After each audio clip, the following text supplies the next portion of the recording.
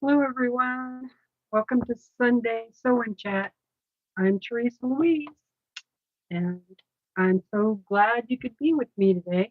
Sorry I'm a little bit late. I wasn't watching the time. I was busy reading, trying to figure the bottom of the pop-up out, trying to figure this out. So I'm doing a lot of this. But I am going to work on that pop-up. But let's see who's here. Oh, boy. We got 23 people in the chat already. Wow. Hey, Polly. Oh, hi, Kim. Don't know if you're listening or not. She's got family, so she won't be here today. Hi, Kathy. Hi, Donna B. Linda D.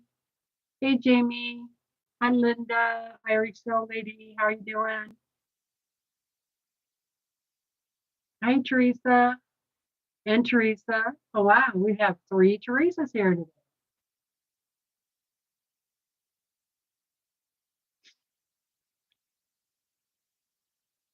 Hi, Melina. Hi, Jan. Hi, Susan. Hey, Mona. Hey, Shelly. I think I'm all caught up. I'm on time for a change. That's Shelly. You're on time and I was late.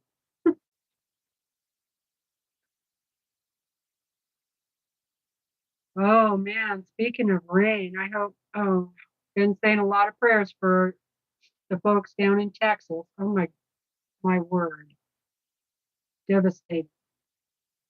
So please keep all those people in your prayers and or good thoughts, whatever it is that you do for other people, right? I pray. But, um, that being said, yeah, we had a pretty rainy day here too. We had an actual flood also on one of our main roads. Luckily, nobody was hurt. They had to shut the highway down for a while. But like I said, nobody was hurt. There was some damage done. And I think they have the one lane open right now. So they're working to get everything cleared. And it's the only road, the only access road. So pretty much screwed, if you have to get there somewhere, you know. But they're working on it, so that's good.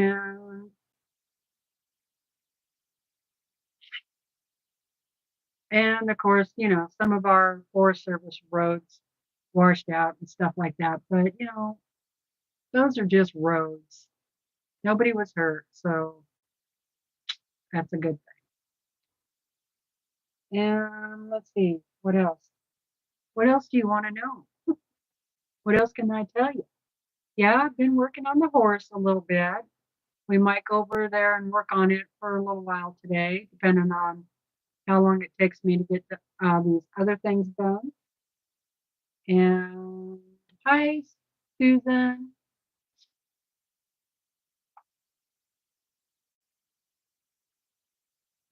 First time to get a crown. Yeah, that's something YouTube is doing. So I guess it motivates you to comment in the chat, right? I had a crown the other day on somebody's channel. I don't remember who it was, but it was because I was saying hello to everybody. Hello, hello, hello.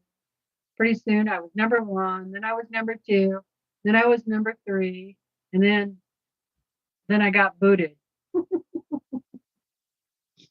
Then I went to number 4. I think Deb took my place.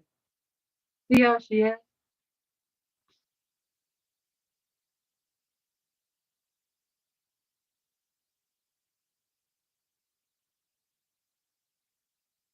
Oh, thanks for putting in people's channel. I need to turn this fan on up here. Get some air flowing.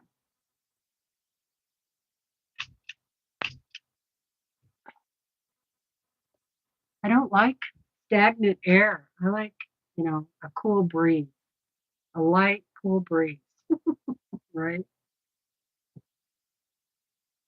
Yes, Jamie, we appreciate you. We appreciate all our moderators. Appreciate you being here. Let's see. So, what else did I do? Wednesday, Brandon and I had to go to meet up with the lady from Care and take his, uh, I'm going to call it a CPAP machine, but it's not a CPAP machine. It's a different kind. It's more sophisticated, because of the type of sleep apnea that he has. And he he hasn't been happy with the machine for a while now. And well, so yeah, we went and did that. And but she took the card out of the machine because there's a card in there, like an SD card, that a memory card. And so she took that out, took it back to the office, and did her check. She called me back that evening, and uh, Brandon showed signs of uh, hypoxia. Is that how you say it? I had it written down, but I can't. Yeah, hypoxia, which is, shallow breathing. That's what she called it. But it can be a lot more than that. I looked it up, and so yeah, it's not a good thing. It's a lack of oxygen, to your brain, and of course to the rest different parts of your body, which could be a bad thing. So um, I was like, just what we needed, another something else to worry about, right? Something else to worry about. And so uh, she gave us a new hose and a new mask, a new card. And she checked the machine. She thought the machine was running fine. But so what we're going to do is test for another 10 days and then take the card back in and let her look at it again. And then she will have to send her recommendations to our doctor. And then the doctor will have to say yes or no, or she wants another sleep test or whatever. Um, so we're talking a long process. Now, I have been trying to get our doctor to put Brandon on oxygen for at least a year, at least a year. And she kept saying that he doesn't qualify for it. And I'm like, because I guess every time he goes to the doctor, his oxygen level is okay. Well, that could be because he just walked in, he got some exercise or something. I don't know. I'll tell you what, dealing with doctors is just, you just want to bang your head on the wall. And we do have an oxygen machine that we bought off of Amazon, but in my opinion, that's just not the same as having one that you get from Lincare or Norco, you know. And so anyway, we got the adapter that goes on the hose, so because he broke it and we can hook that all back up and everything. So we'll see how it goes. So more prayers on that. On the good news side is, remember I told you that he'd been coughing up, blood and stuff. He said that uh, that is getting better. So he said there's only like maybe a quarter of the amount of blood that there used to be. And so I had to verify that, because he just doesn't tell me things. Like he didn't tell me that he broke the oxygen nut off of his CPAP machine until the day I was going in to see the Wind Care people. I'm like, why didn't you tell me about that? I would have fixed it. So of course, when we got home, I fixed it. Anywho, hi Joe, hi Jazz, hi Katie, hi Laura.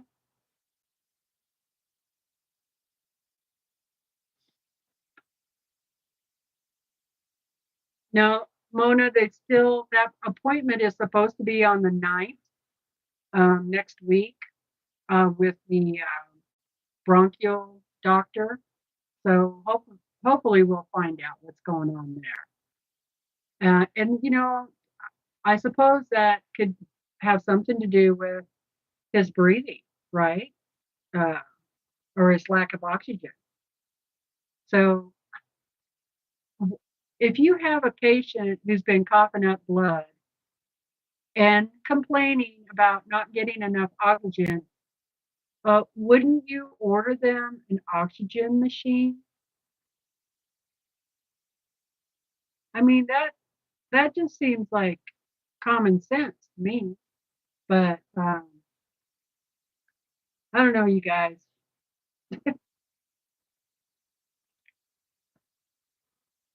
It's tough. Hi, Suzanne. Has he been to any college doctor? No.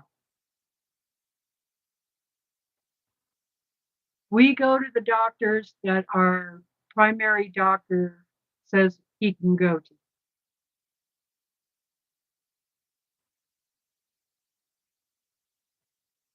Trying to get anything else done is like pulling out teeth.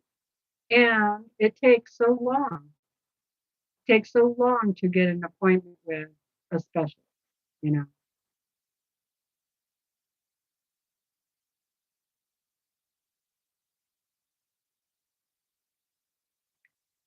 Um, so maybe we'll find something out on the 9th and then again on the 10th. In the meantime, uh, I think since we got the new tube and the mask and the machine, everything's hooked back up right. He is feeling better. So, you know, that is, he's not quite as tired. So, lack of oxygen will make you tired. So he's not as tired as he was. So there are some positive changes. So,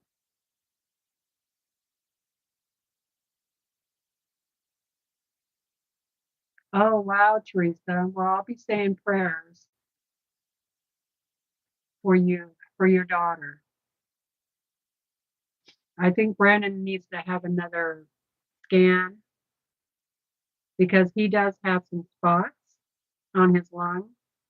So, and we have been watching that for like over a year. But the guy, the lung doctor specialist that reads that, didn't think that those could be causing the blood problem. So, we'll see. And that's the doctor he's supposed to go see next week. Thank you, Jamie. Thank you, everybody.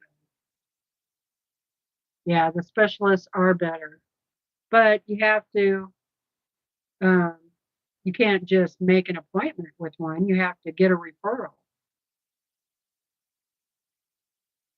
I guess I just need to say, look, This is what we need. My people on YouTube said,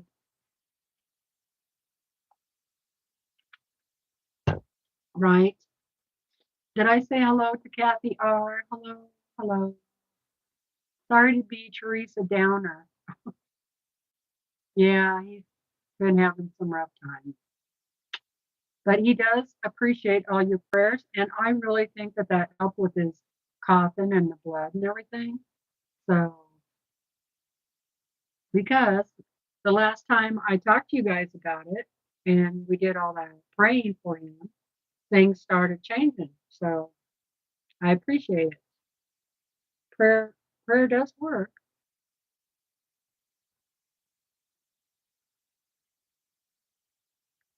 Let's see if I missed anybody. Hey, Valerie.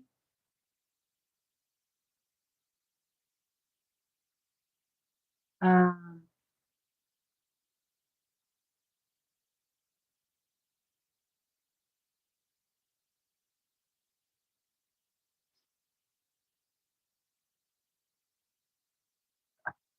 Susan, you tell your husband's doctor what you need and they listen. Well, that's good.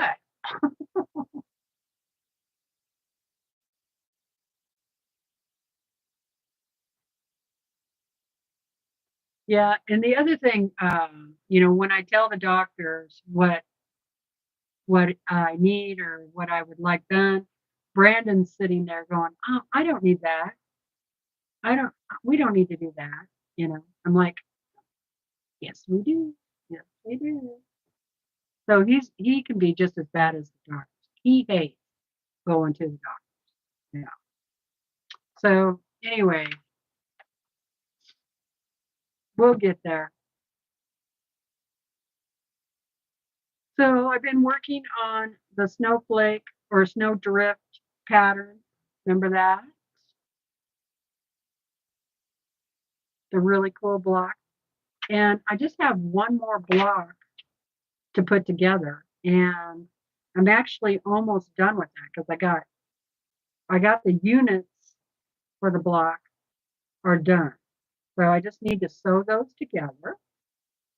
And then I think all my blocks are done. However, I still have quite a bit of fabric left over. So let's see, I was thinking about figuring out if I have enough fabric in each color to do one more block in that color or not. I kind of think I don't. Um, then if I don't, trying to figure out what I might want to do with these instead of just putting them in with the scraps because that's quite a bit of fabric. Now they're 2.5 inches, so I could sew them all together and make a scrappy binding for the quilt. That's an idea. And then I thought maybe uh, I don't think I have enough here for like a piano key border. I'm not sure there would be enough of that. But then I still have all of the half square triangle. Okay. So I could do something with the half square triangles and these in a border somehow.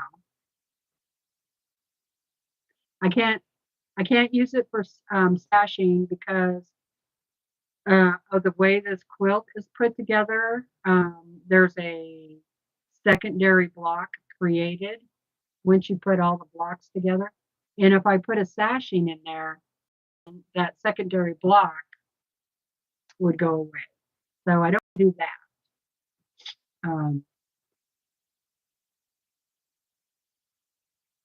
Sew them together. Hey, Randy. Hey, Amanda.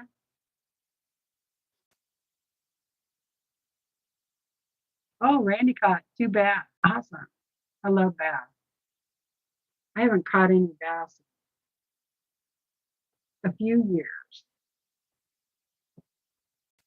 So after I sew this block together, then I think the next thing is to figure out how much fabric I got left, and then that'll tell me. That'll get me a little closer to what I can do. And then if it's not too confusing, I might try to finish this pop-up. Okay, so who in the chat has done the back quarter pop-up? Because I have a question.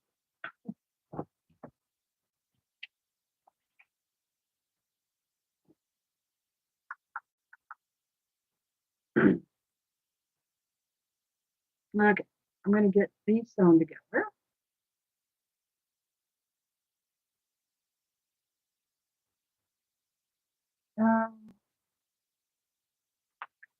Boy, we have had so many elk in the yard.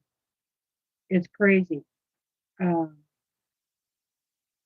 I'm not sure why they're hanging out this time of year, because usually they're out, away from people as much as possible. Hi, Mary. Um, so my question is the bottom raw edge, or am I missing something?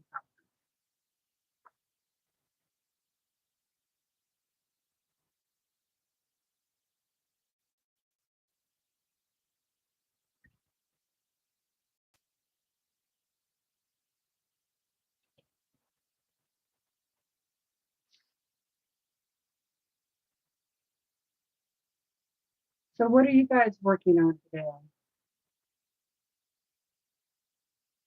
So, I love having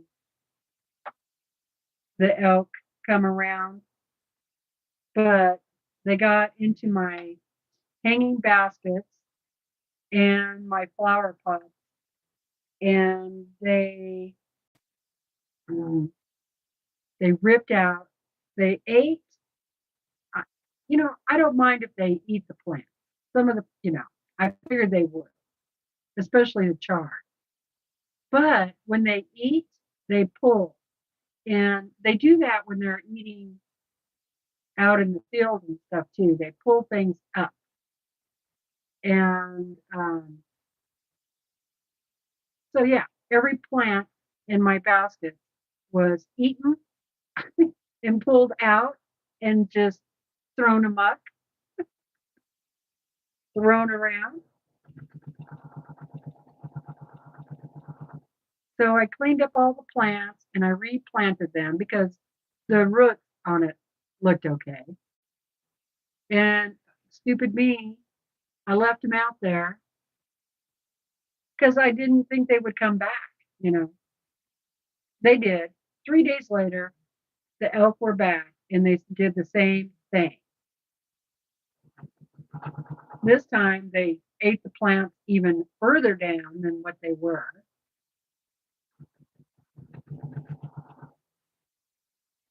So I took the hanging baskets. I like them out there because they get just the right amount of sun and they get the early morning sun. If I put them out here, they get the late afternoon sun, which is really hot. Yeah. But I went ahead and put them out on the deck. So we'll see what happens. And I have 2 big pots that have plants in them. I'm not sure what I'm going to do with those. I can't just cover them up because they'll just, you know, knock it off, knock it over anyway. Yeah, they go around, they knock over the bird feeders, the water.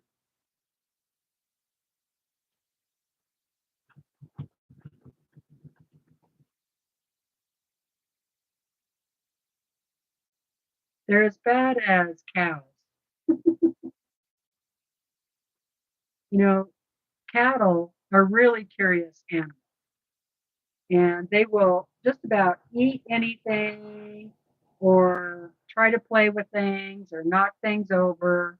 Um, and elk do the same darn thing. Now, deer don't do that. I mean, deer will eat things, but they're not as curious about stuff as elk and cattle are. I thought about that, Mona. I was going to have Brandon go out and pee around the plants, but it's right at the front door, and I really don't want that smell hanging around. So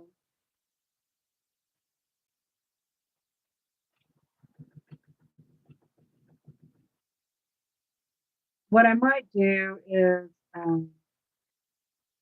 just get the dolly, the hand cart, and because they're pretty heavy, I wouldn't be able to pick them up, and just cart them out to the deck. I might just do that.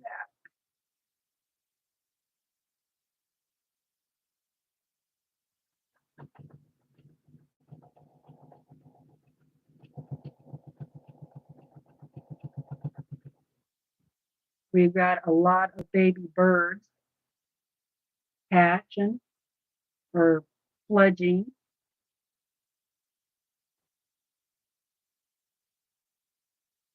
I'll put some of the dog's hair there around the plants. That's an idea. Except for that might work. I don't know. These elk are really used to people because they've lost their migration. What they normally do in the wintertime, they usually migrate and they don't do that.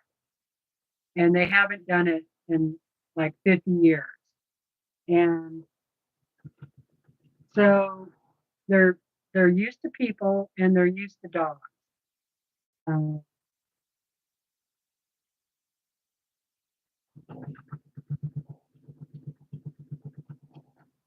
that's not to say they will run if a dog chases after them, oh, and the group that's been hanging out here have two babies, and they are so cute. They still have the spots on them, and they're just little teeny guys, but they're so cute.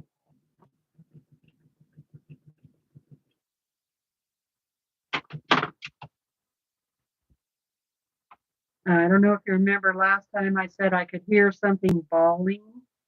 I think that's what it was. I think it was a young elk, baby elk, calling mama.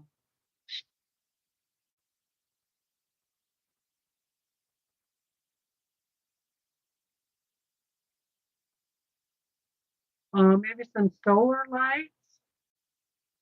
Oh, yeah, maybe. Well, we do have a solar light back there that comes on.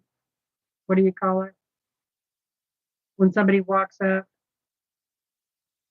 And so I think they're doing it really early in the morning because they were back out there again this morning. Uh, but they didn't tear the plants up today because I was out there at 6 o'clock. They were out in the yard eating grass and whatever. Uh, and they did see me. So they didn't come around to where I was at. But, I don't want to get up early every morning and just to protect the plants, right?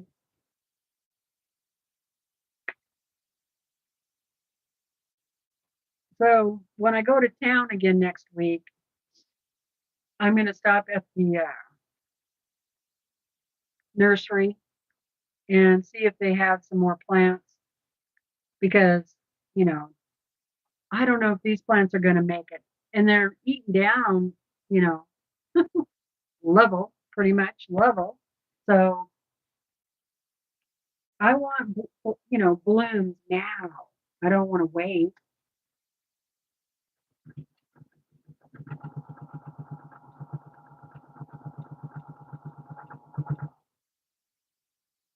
And, some of the plants were petunias, and they're not supposed to like petunias, but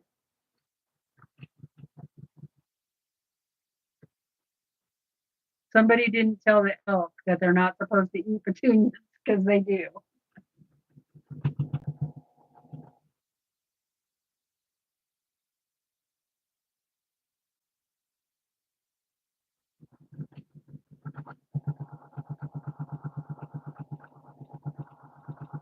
I hope everybody had a nice 4th of July.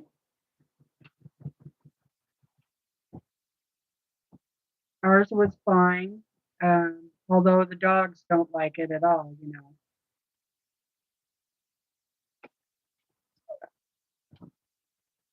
Willa doesn't like it, but as long as she's with me, she does okay. Whereas the other dog, Annie, she starts panting and pacing. And, you know, I did get her to settle down after a bit. I think she started to kind of get used to it and realized that she was okay, But we have a pretty big fireworks show here for such a small town. So they did pretty good.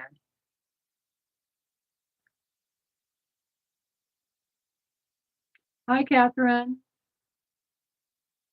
Hey, Katie. Hi, Deb.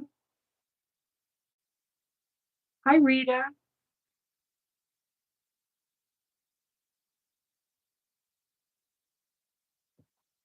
Yeah, the deer and elk, uh, they're supposed to stay away from tulips and irises and daffodils, but they don't always. If they're hungry enough, they what they do is they try it out, you know. So they tear up the plant anyway, just trying it out, see if they like it. If they don't like it, well, the plant's already been, cut in half or chewed up or pulled out. I'm really surprised they didn't pull my irises out this year because they usually pull my irises out every year. But this year, I actually got to see my irises bloom. I was so happy.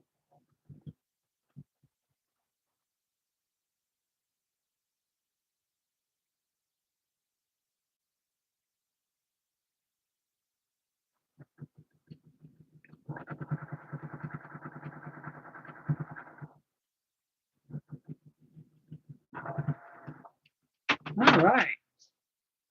These 2 blocks are done. And now, once I press this, I can go hang up all the blocks over there on the wall and we can see how it's going to look.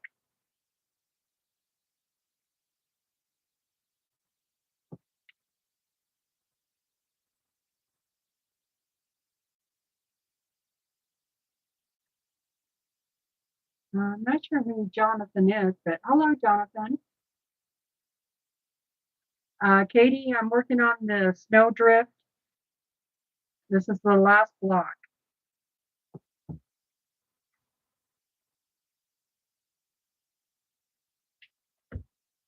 And this color of this block is a lot like what is supposed to be the accent color. So, but not sure how that's going to turn out.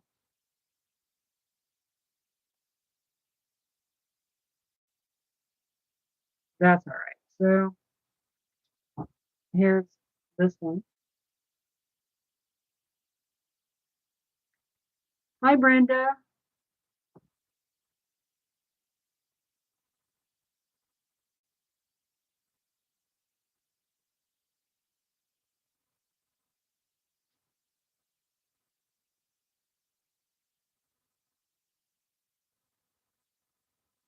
Oh no, Brenda. She's busy getting her guest room set up. All right.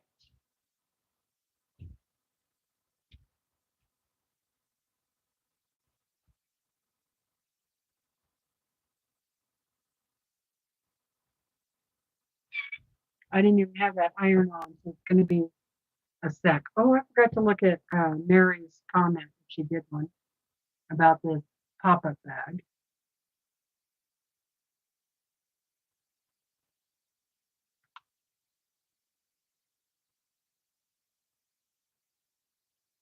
Oh, there's a Jonathan that is usually in Off Kilter Crafters Live. Okay.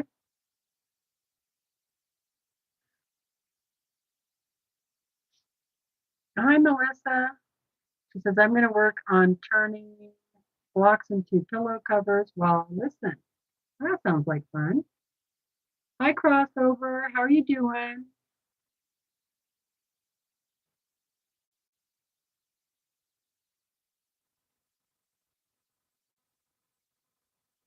Thank you, you guys.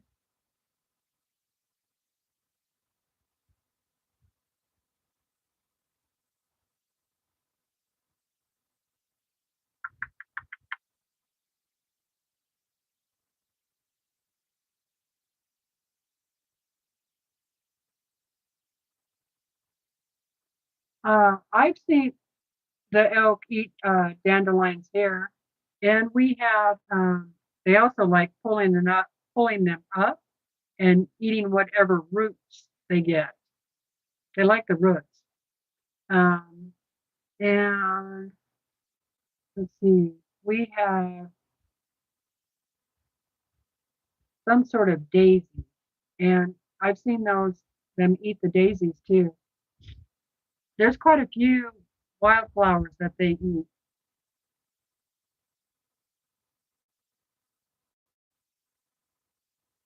Oh, Jamie, that would be awesome.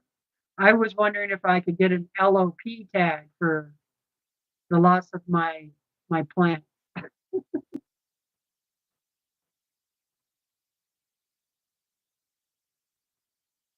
That's a landowner preference tag.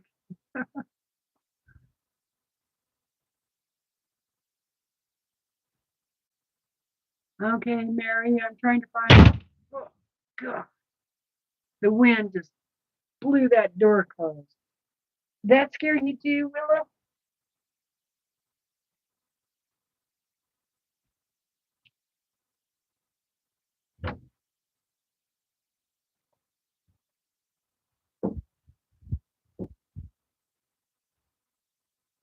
Forgot to put the door stopper. I guess we got a good wind coming.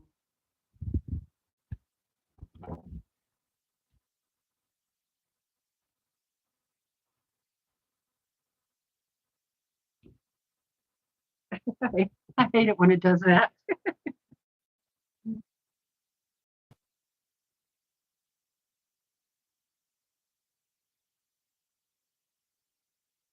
Mm-mm. Trying to see through comments. Okay, I finally found it from Mary. Yes, the inside bottom is raw edge. Okay, great. That's what I figured. Thank you.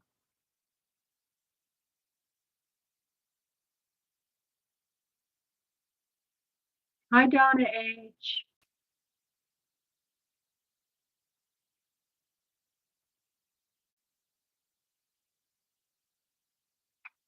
Oh, awesome, Brenda's granddaughter has moved back home 2 hours away. She will be coming to visit now. That's awesome. Oh, thanks for putting that in again, Mary. Thank you. I appreciate it. Hi, Dana Lynn. How are you doing?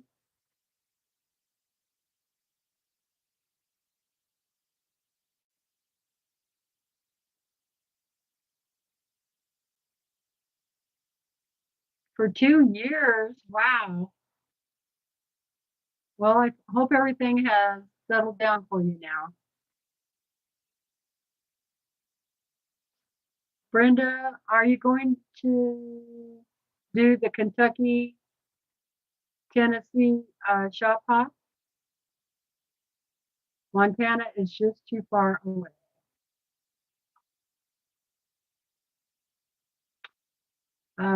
Not bad. I'm doing okay. Thanks for asking. Okay. My iron's probably heated up now.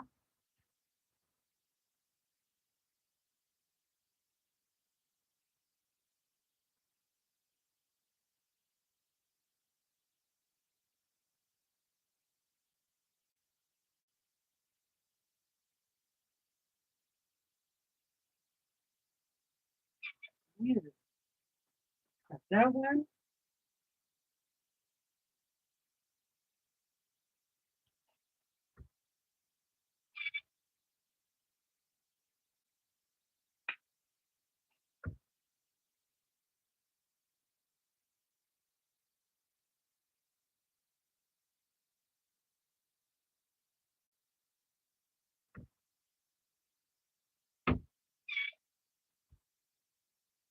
Okay. Well, we're done. All right. See how many I got now.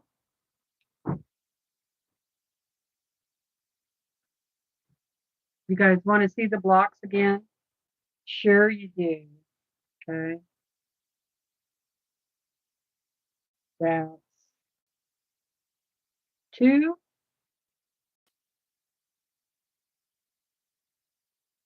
4,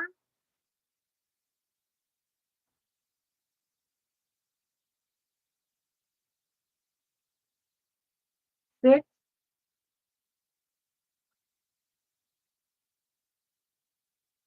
'cause there's 2 of each colorway. 8,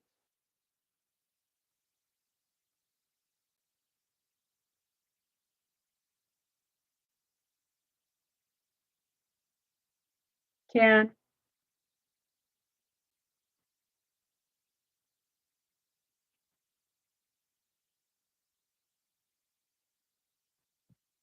12,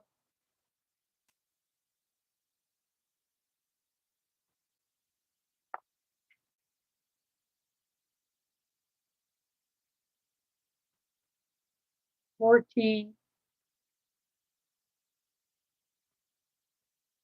and then the last one, or last 2, makes 16. Okay. And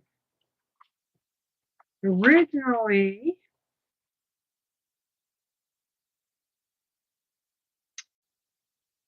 I was only supposed to make 12 according to the pattern, but I made 4 extra. So it's going to be 4 across and 4 down. Originally, it was 48 by 60. So it's probably going to be more like 60 by 60, thereabout.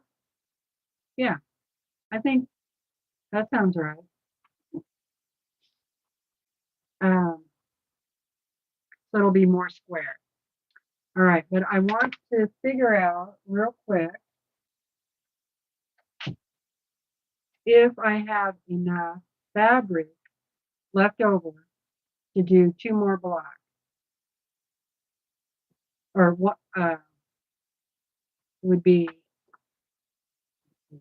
1, 2, 3, 4, 5, 6, 7. Okay. I have 8 different colors, but I don't want to do 8 because that wouldn't make it even.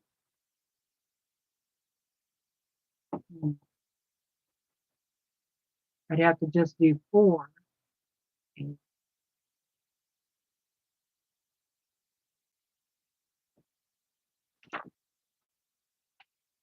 No, yeah, I'd have to do, like I could put 1 more row of 4 on the bottom.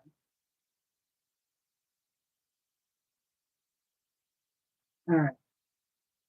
Let me see. I need 1, 2, 3, 4 times 6.5.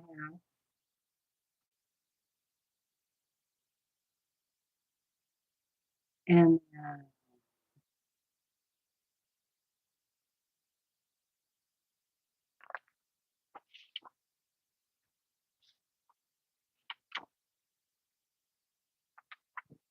I know I have enough white. I know I have enough of the contrasting color. And okay, so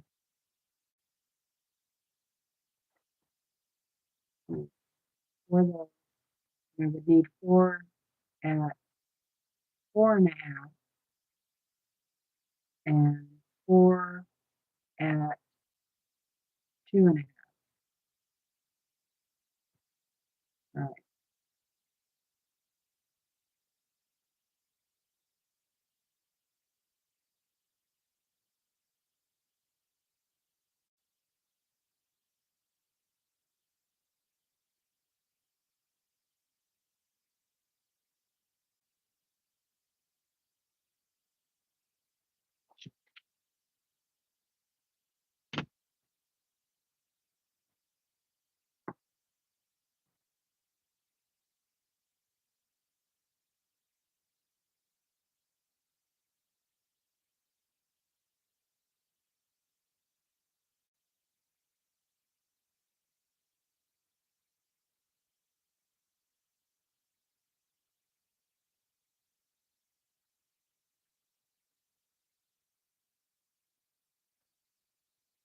No,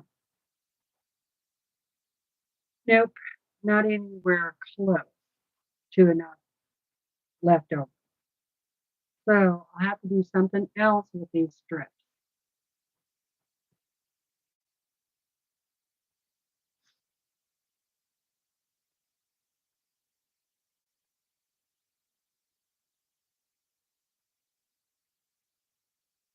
Oh, good, Dana. Yeah, Tiffany can get you motivated, that's for sure. She does a lot of quilts. Yeah, piece border. And something maybe with the half square triangles, or I could just send those teeny weeny, eeny beeny half square triangles to somebody's husband who loves them. Okay, so let me set this aside.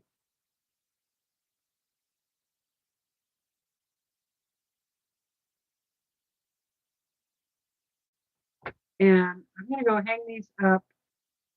I'll turn the camera around so you guys can see me. And then we'll put the um, blocks up over there. So give me just a minute. I got some other stuff I need to take down off of there.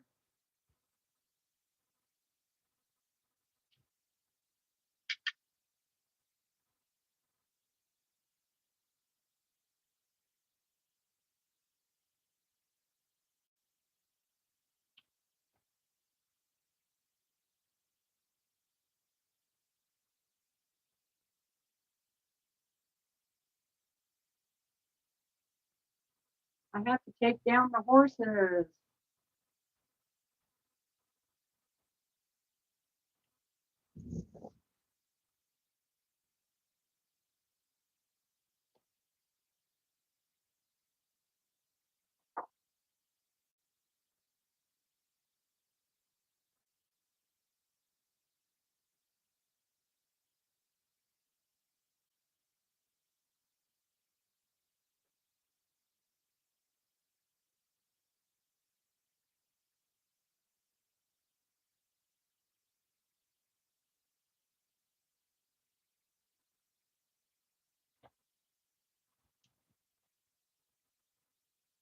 Boy, it's really nice outside. Okay, let me take these over. Need some tea.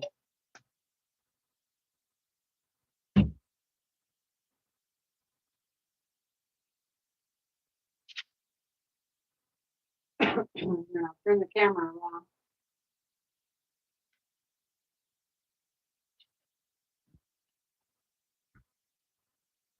All right, I'm going to turn the camera, you guys. Hold on. Here we go.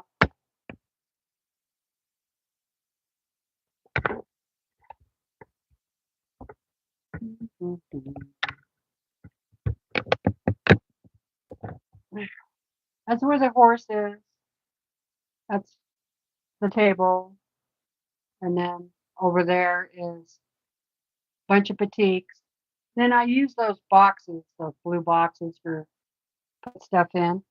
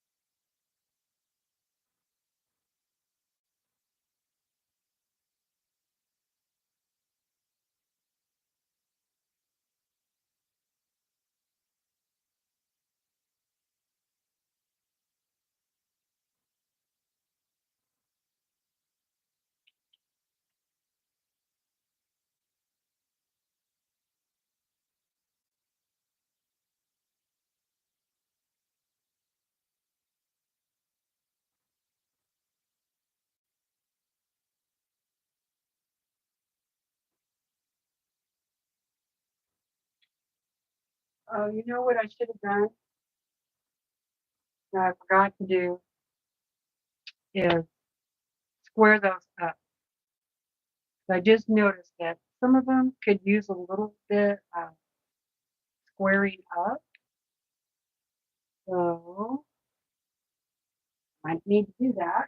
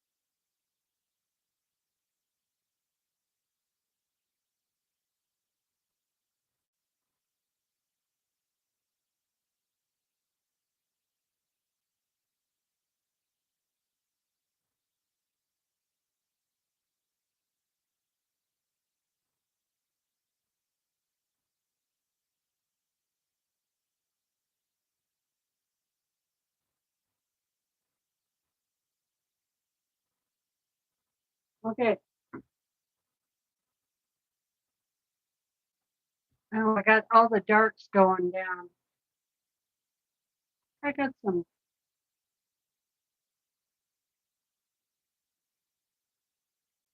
Huh. Yeah, I got some darks going down straight.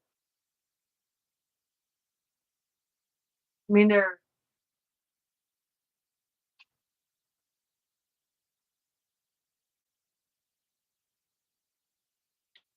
maybe I should do the pink ones and going the other way and then fill it in with the other blocks. I didn't notice I did that. So that's not quite, no, that won't work.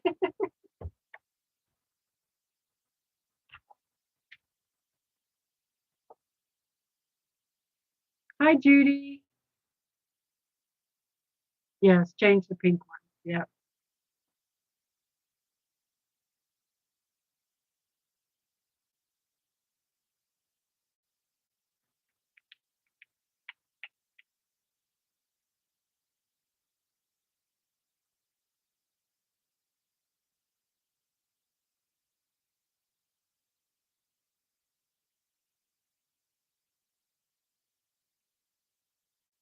Well, I rotary cut from sitting at my desk right here all the time.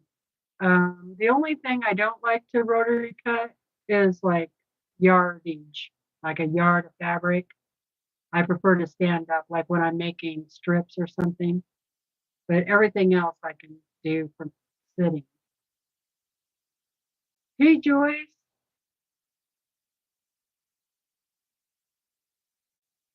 Yes, change the pink.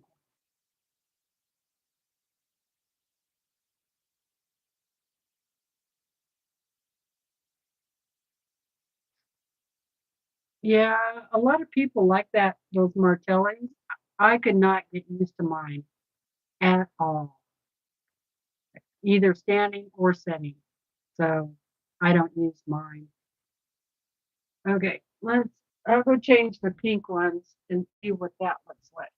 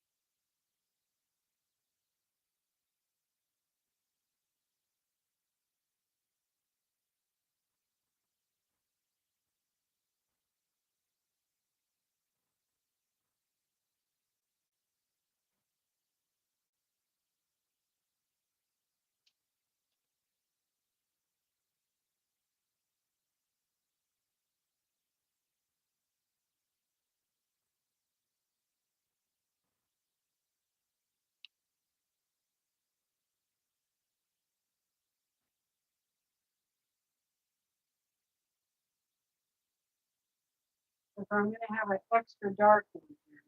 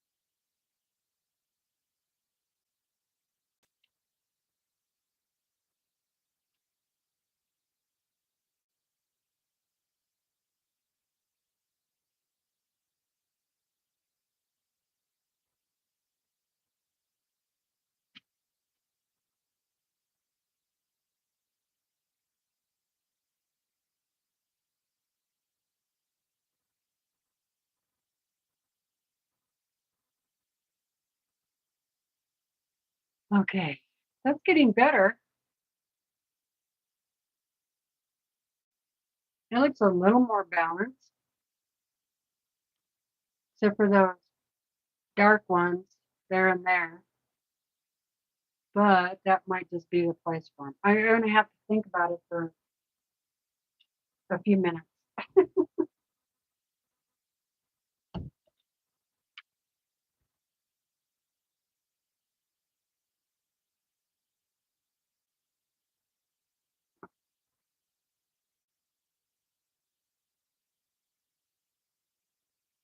Hi, Ellen.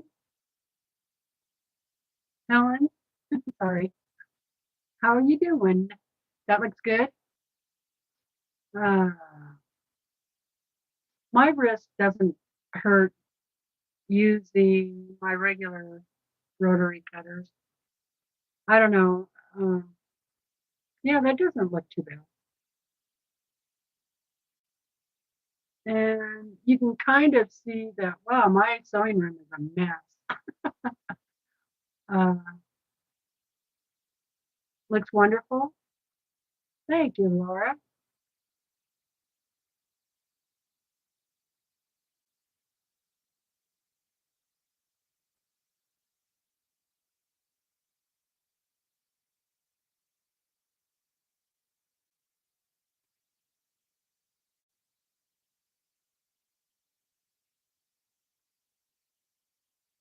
Yours just started hurting out of the blue.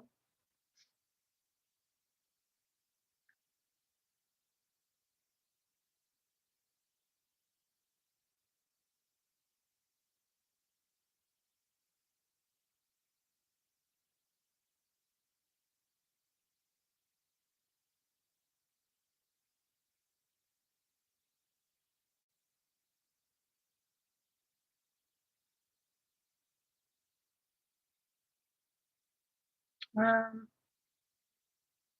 I think I'm going to leave it up there for a little while and kind of look at it.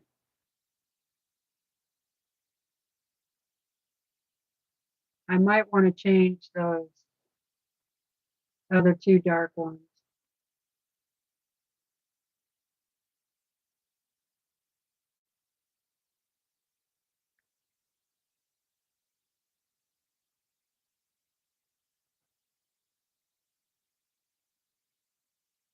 Yeah, I know. The dark ones will always show the most no matter where you put them. Yeah.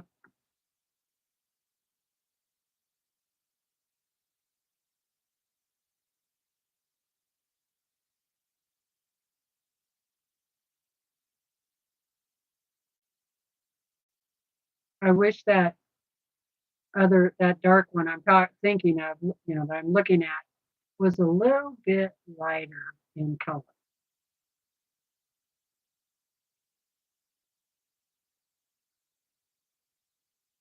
Oh yeah, that's a good idea, Kathy. I will take a black and white picture.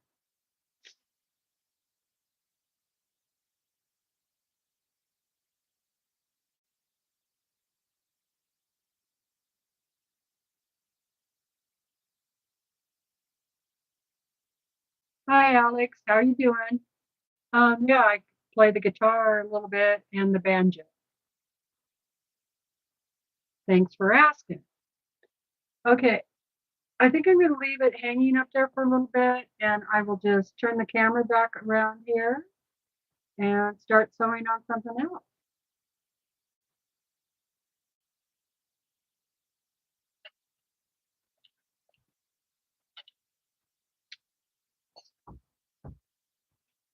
And then decide what I want to do.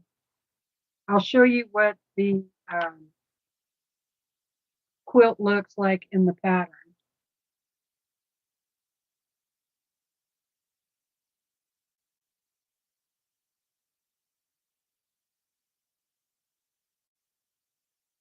No, I don't. Well, I don't really want to move it around. Like I don't want to move it too much. You know what I mean? Because there is that. Sometimes we can just overthink it. Let's see, those last two dark ones. Can we see that moves to top, right, bar? Well, part of the reason, let's see, I probably won't move anything right now because what you see in the camera is backwards. It's a YouTube thing. So my left is your right. So the dark blue that you have in the your upper right is actually my upper left. Not that that makes really any difference, but so if you try to tell me to move something, I wouldn't know what you're talking about because we have a different view. You know what I mean? Hi, June.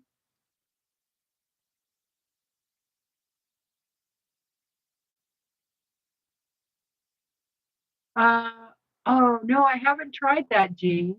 Did you try moving the second row blue, dark blue with the light one?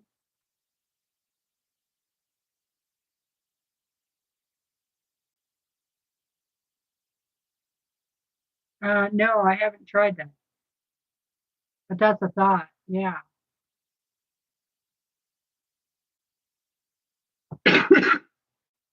Yeah, I do that all the time, overthinking it, especially when you're putting a quilt together. So, I kind of have to decide is if I want the dark blue at the diagonal like that and the pinks at the diagonal, or if I want it, just mix it up, right? And I kind of think I would rather have it just mixed up. So, anyway, I'll think about it. I'm not going to sew it together right now. I usually leave a quilt up for a little while like that and think about it. So I'm going to turn you back.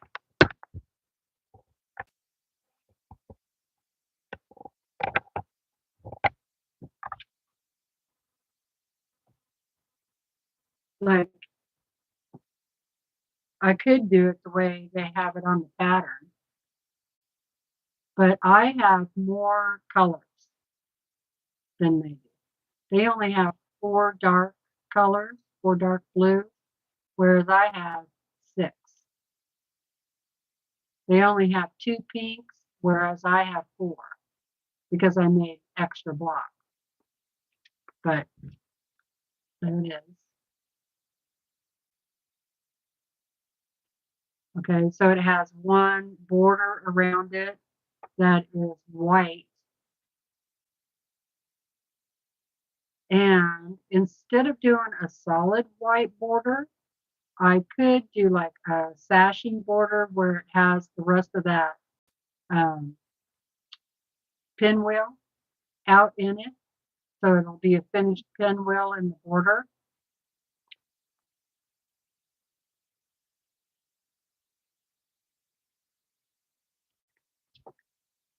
And then I think they have a 4.5-inch outer border. Yeah, 4.5.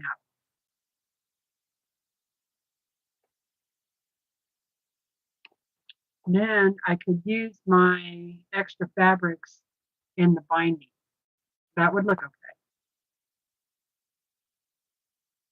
So, all right. Well, I will think about that for a little bit.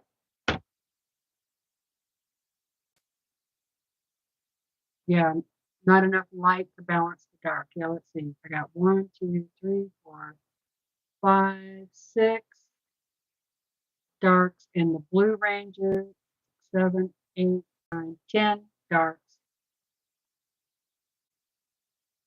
and 5 lights. Yep, that's part of the problem.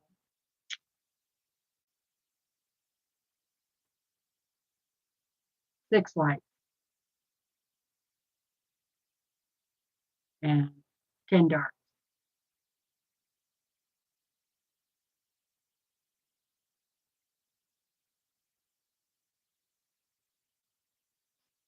That's a good idea too, Kathy. take a picture, and then possibly change the blocks, rotating the dark and light blocks.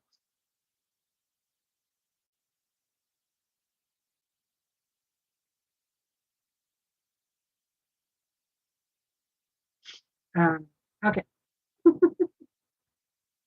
there's all kinds of things I could do.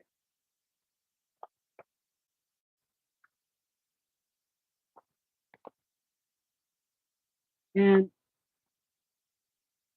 you know, looking at the picture, I don't know if I would have put these blocks in this order.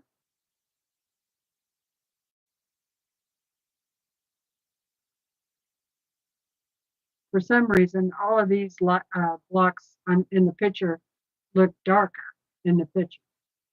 So it looks a little more balanced.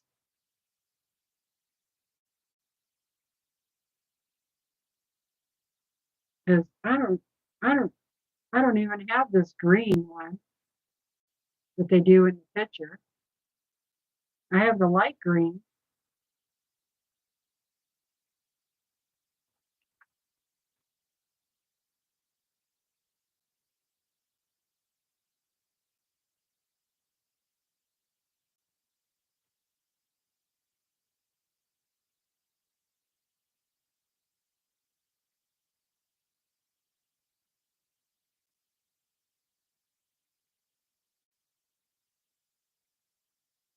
Oh, that's a good idea. Oh, let's try that. Okay, I'll try that.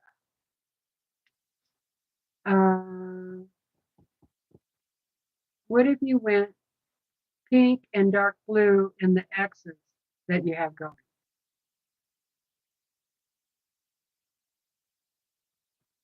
Okay, I'll try that. Because that's kind of what I don't like, is having all the blues here and all the pinks there.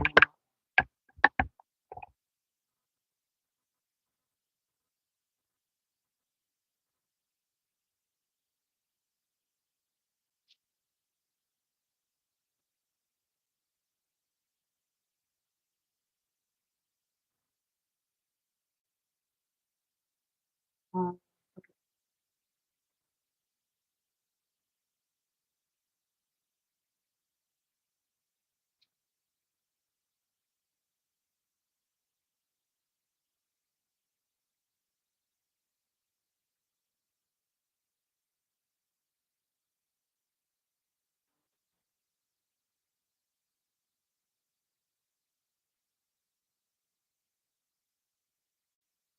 well, I'm going to have two blues here.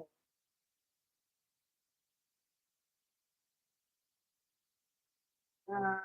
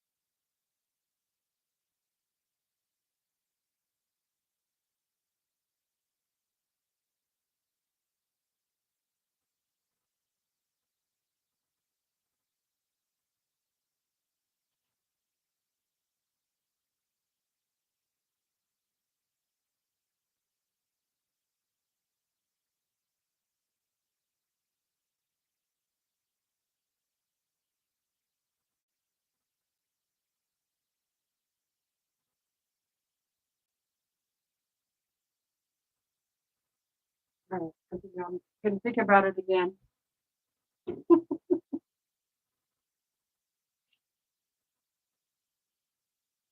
Hey, Zaza.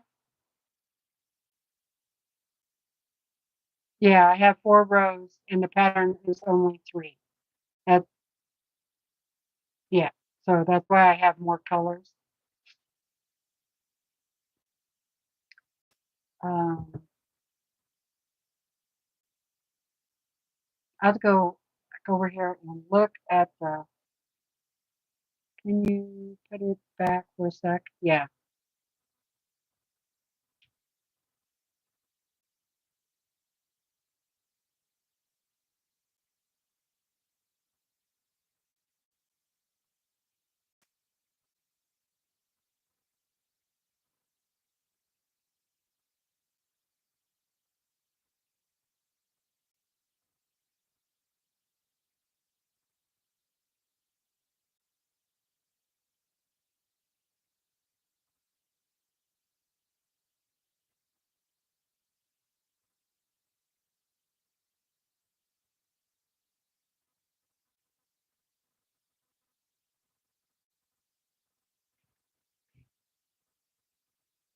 Yeah, I like the way it looks in the camera.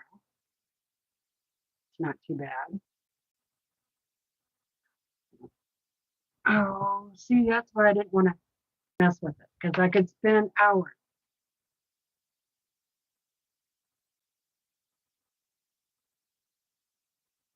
That's right, Denise. Yep.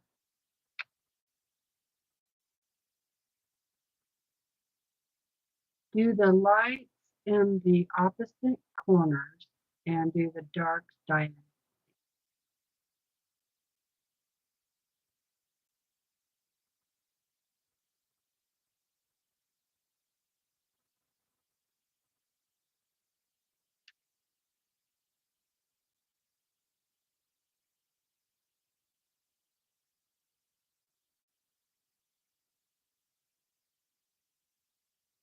Hi, Joan. Thank you.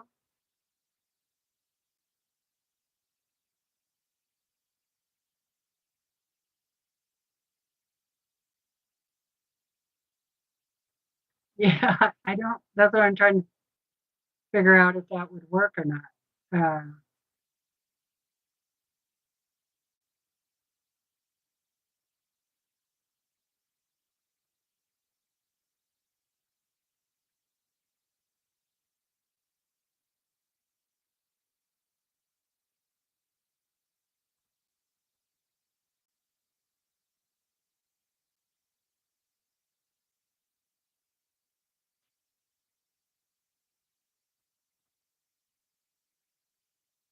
I might change out that dark. What would it look like if I took the dark one on the second row and put it in the top?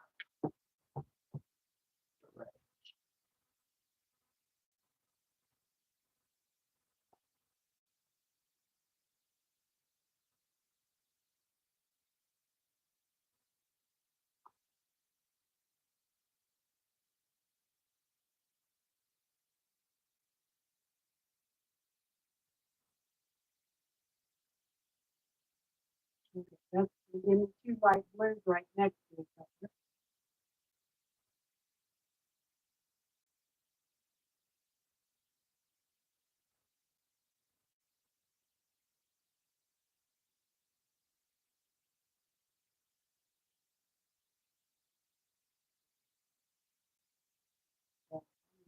The green one. Let's put this blue one up here.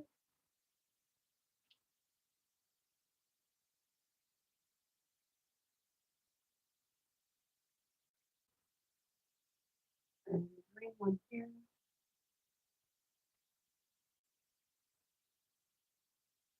And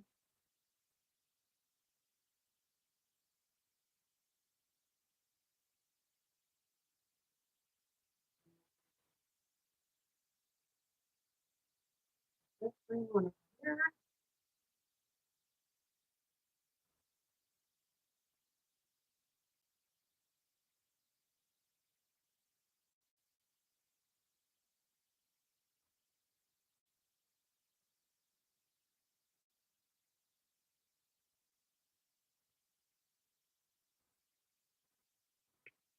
Bring a little better.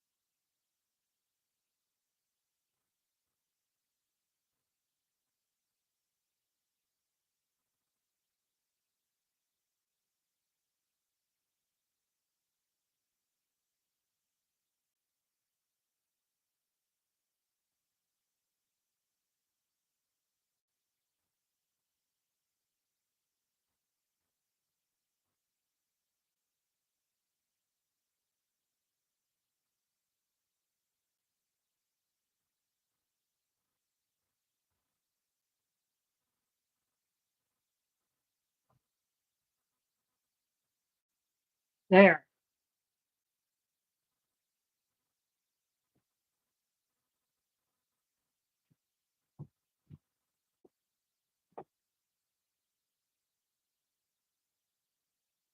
Okay. I think I like that better than what I had before. What do you guys think? Yes, that looks good. Oh, look at all the hearts. It's symmetrical. Perfect. Better.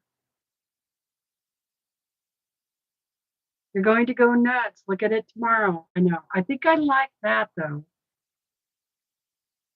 Better than it was.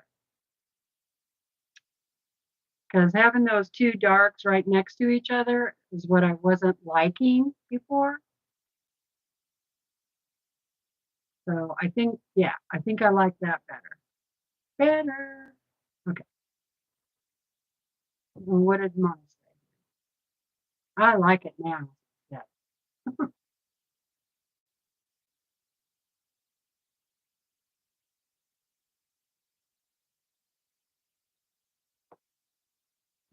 Just a suggestion. Flip the dark one, second row. Flip the blue one on the third row. Based on how you have it. Oh, thanks, Mona.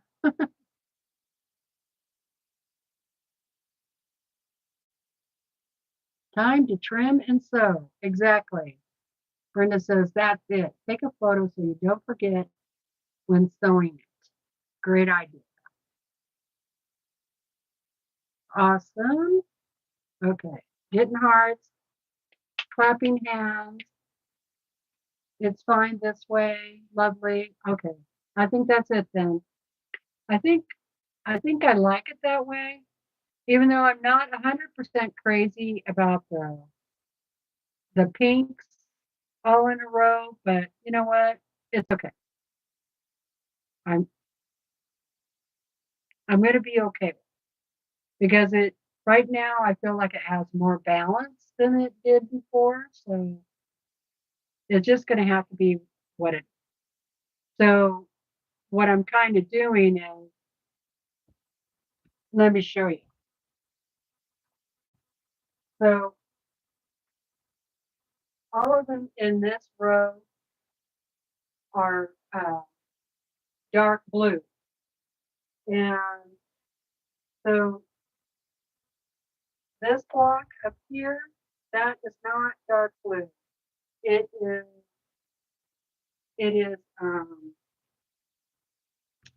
like a slate color,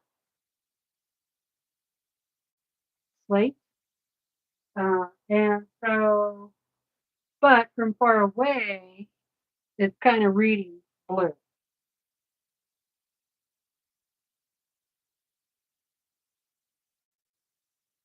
And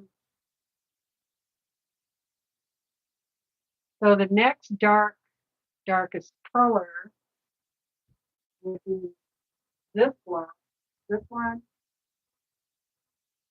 this one. And then the lightest one are this one, and this one, this one, and this. And those four light ones are spread out pretty equally. So there's only four. So this one right here, that's medium dark, I'm considering it more dark, even though it's not as dark as this one. So I trying to balance that out, if that makes sense.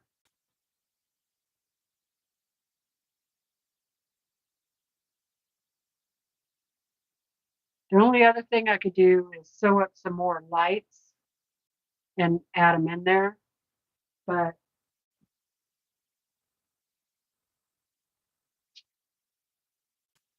I think it'll be fine. I think it'll be fine.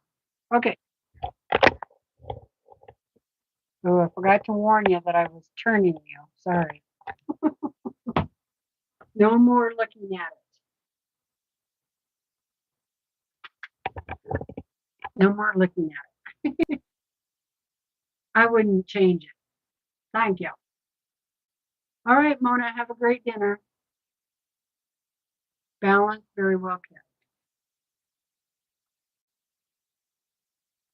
I just don't understand why they put orange in the mix. Did it look orange? Because it's not really orange. Maybe the camera made it look orange.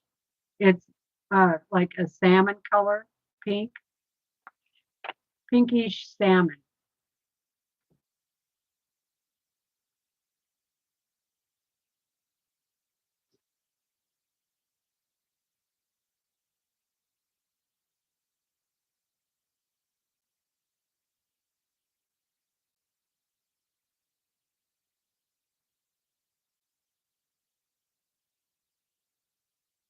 Oh, it's orange on your end?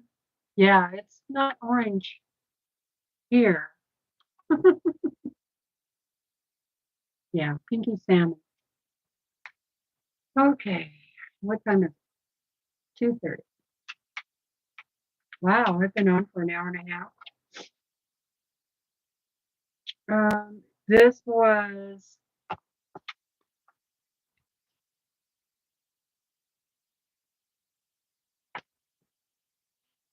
the fabric I used was Rosemary Cottage by Camille. So that's what came with the sew sampler box with this pattern. And then because I wanted to make 4 more blocks, I had some Bonnie and Camille, which is pretty much the same type of fabric. I mean, Camille is the same person, and then Bonnie was her mother, who's not doing fabric anymore. And I used Sunday Stroll.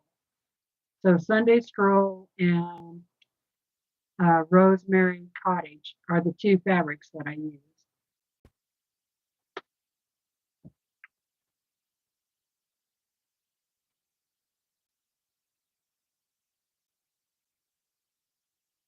Oh, thanks, Susanna.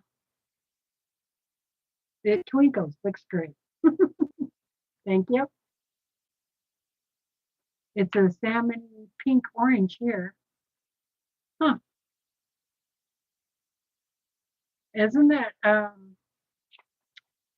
amazing how our cameras make things look different?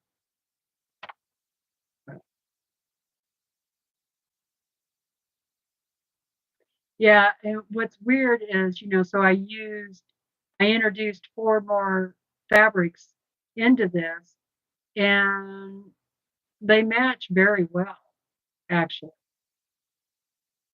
So that's one thing about fabric designers I've noticed.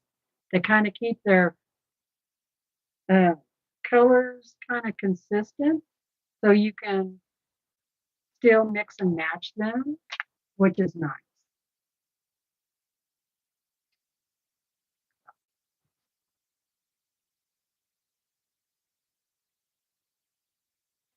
I like the colors. You're lucky to have the pattern to remake in whatever colors you choose.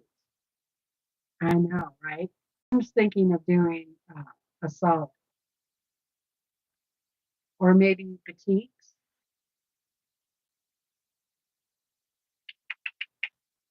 All right, let's see if we can. I'll work on this pop up,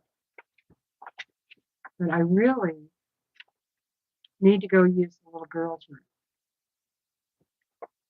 So, how many people? We have 98 people here. Thank you so much for being here. Love having you guys here. Awesome. Hey, Terry, how's it going?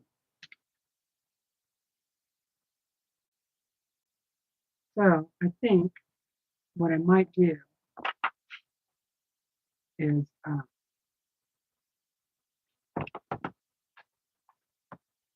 take a little bit of a break. Be right back, you guys. Otherwise, my teeth are going to float.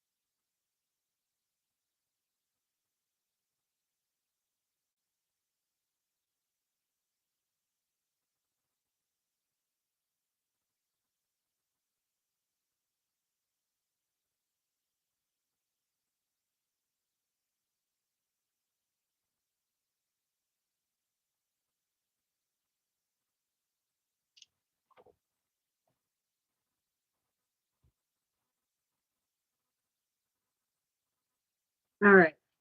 Thank you for your patience.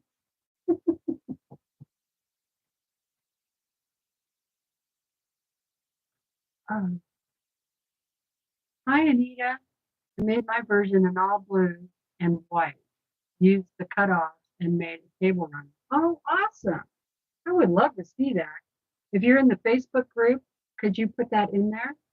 I would love to see that because I think that pattern would look really cool uh, in one color or two colors.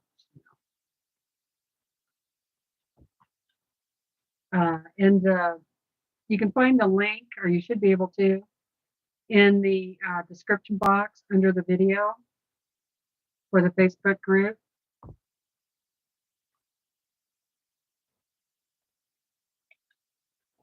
Or I think there's, didn't I see you can now post, people can post on the YouTubers community page? Somebody did that the other day. Any of you interested in sewing with me at 9 p.m. Eastern tonight? Boy, that's pretty late, Katie. Are you soliciting watchers in my channel?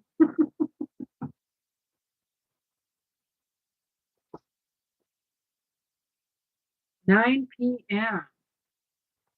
9 p.m. Eastern time? Oh, that's like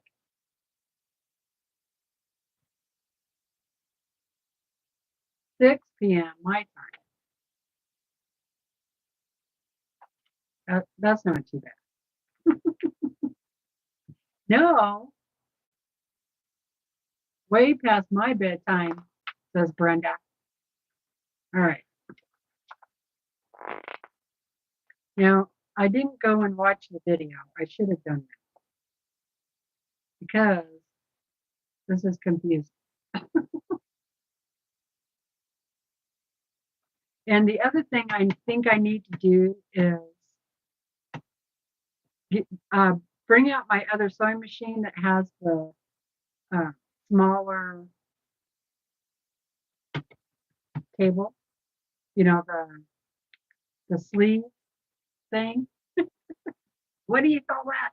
Yeah. My Viking, you know, has the smaller base and you can slide like a sleeve and do a sleeve. And that's what I think I need for this thing to go make a circle because it's hard to get that in there, especially after I spring.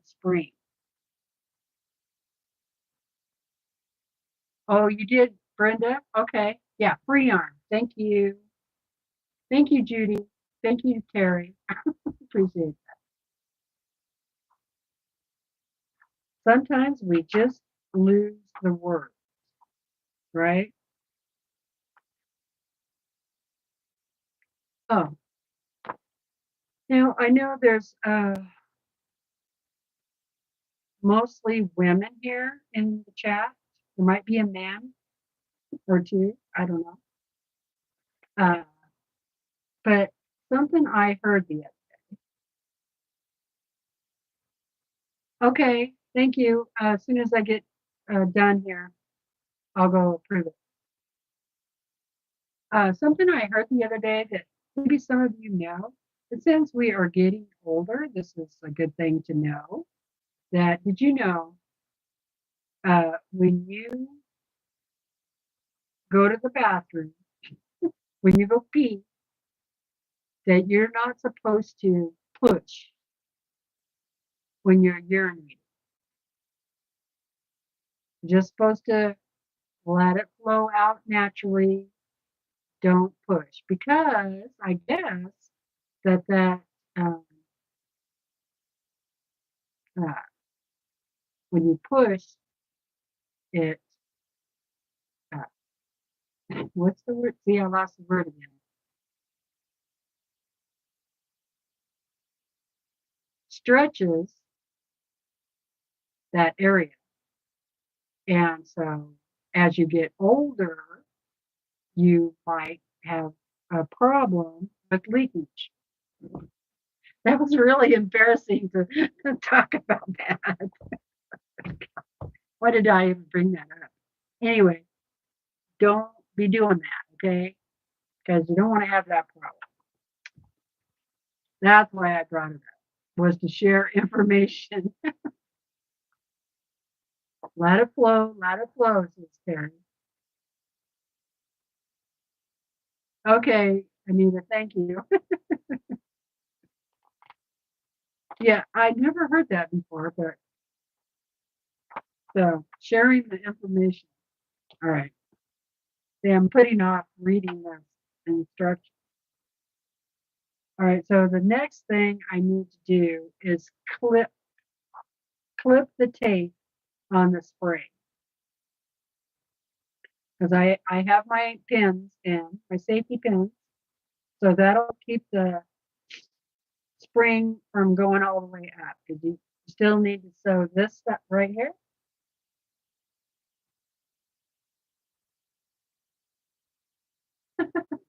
Ollie.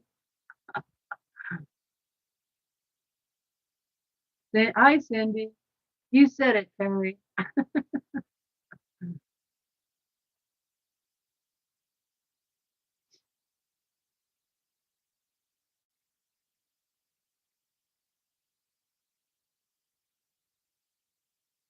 Oh, bladder. Okay, Polly. All right. So let me read that without the word daughter. And my brain and my bladder don't talk together very well. So yeah, sometimes I do, but I have a trick Take a deep breath and blow out while you're blowing, like you're blowing in a teeny straw. It works. Oh, that's a good idea.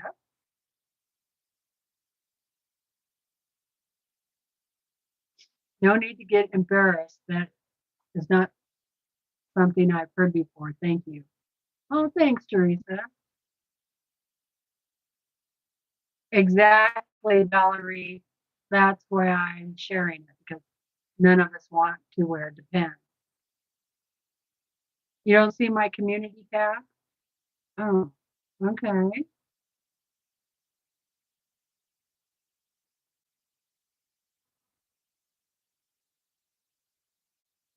Yes, contract and relax. That's another good one. And I do that exercise. Like when I go to bed at night and I'm just relaxing, I do a few of those exercises. That is a great thing for everybody to do. And I've done that for years.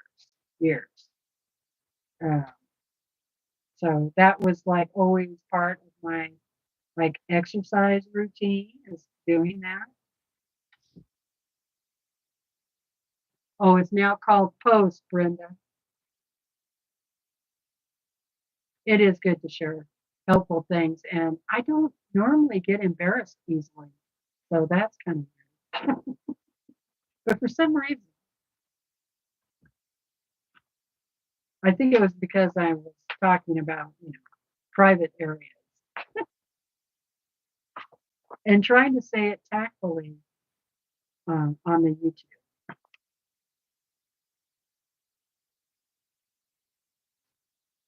All right, yeah, so the next thing is to cut those out.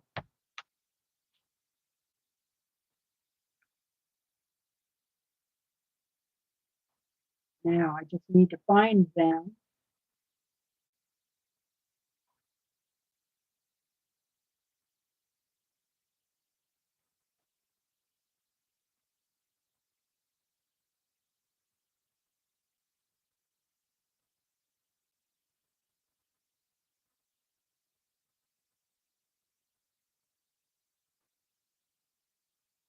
Not that easy getting your hands in here to cut the tape.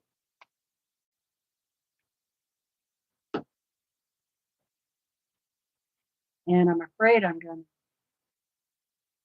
cut the fabric.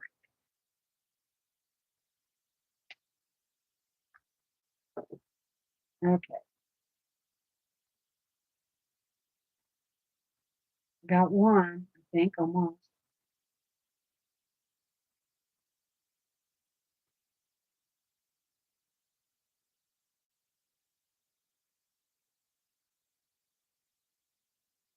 Just about everybody has a channel here. And somebody will post channels here pretty quick, I'm sure. Thank you, Jamie. So Jamie's is posting some channels for you.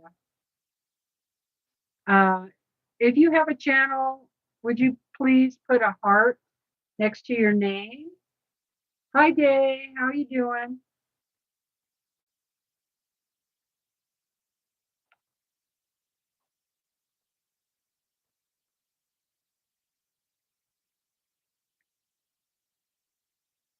Now, where did that other? I know there was two sides that had tape.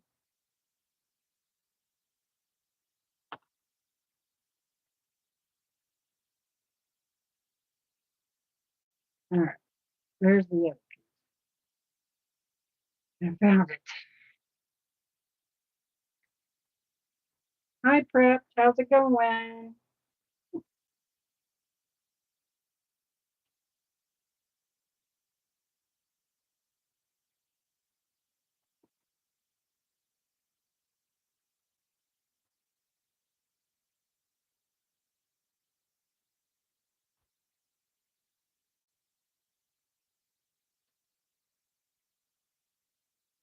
See, there's a lot of people in here that have channels.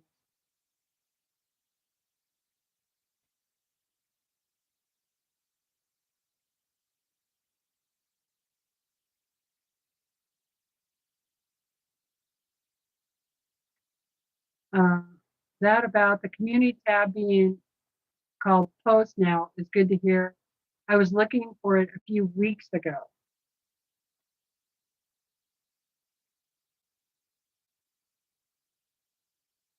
Yeah, I guess I should read my emails I get from YouTube because they probably give you those updates, you know. But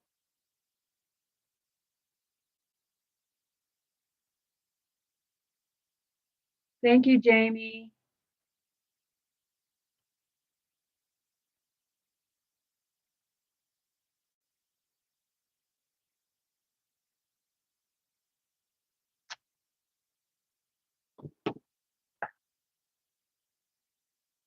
Oh, a friend of mine the other day posted a picture on Facebook, and the huckleberries are coming on, you guys. She got about 2 cups, maybe, which isn't very much, but um, so I was going to run up there today and check my spots, which I still might do this afternoon, and see how my huckleberries are doing. Brandon thinks they're not ready, but the thing is, I have a few spots where I go to pick huckleberries, and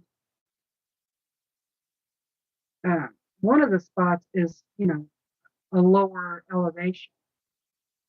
So uh, they might be on there. Because you know what? I'm a huckleberry hound. I love picking huckleberries. Well, I love eating huckleberries. Let's put it that way. Okay, so then you line all this up, and it's a double layer here right now. We are going to sew 1/8 of an inch all the way around. And I'm going to pin it. I'm just going to go ahead and pin it because it slips around quite easily. There's interfacing in there, and every time I move, it moves. So I'm just going to go ahead and pin it.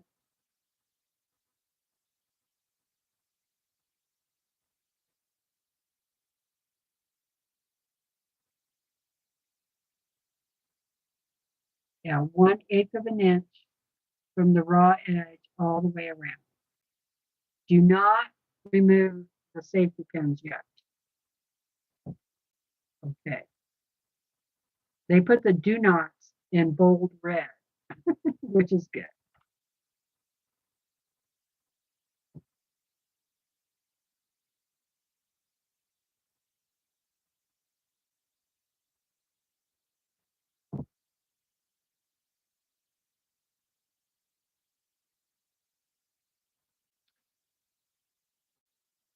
Um,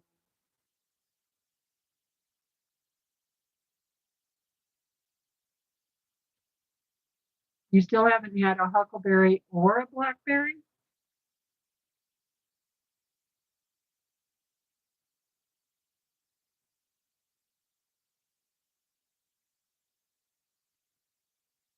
Um, oh, dang, Jamie, that's too bad. You don't have a affiliate link.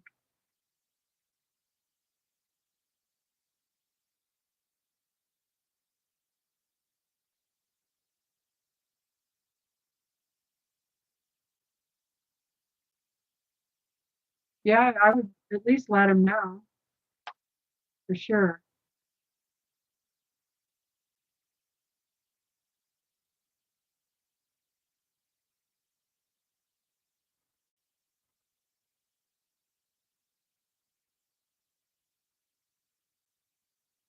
Oh, really? I saw that on somebody's channel, though. I think it was, whose channel was it that I saw the other day where you could post a picture in there? in their post or community tab thing. Because I know they did it. Maybe you have to sign up. Maybe the channel has to sign up for it. Hi, Lynn.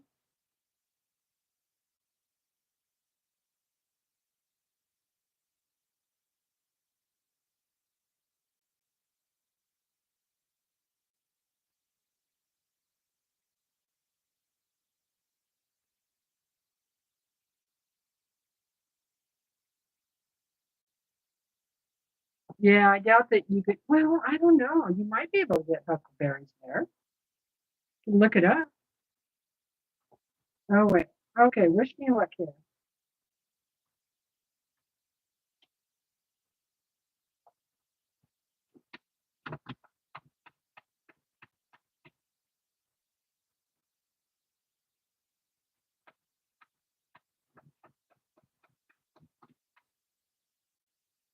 I think I do need to change my needle.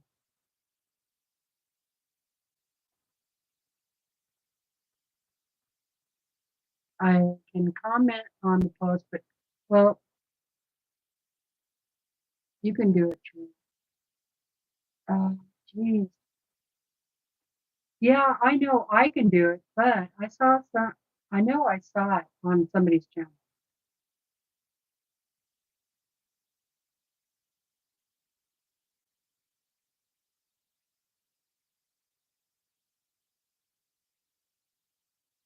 Because they asked somebody to post their projects or something like that. I'll look it up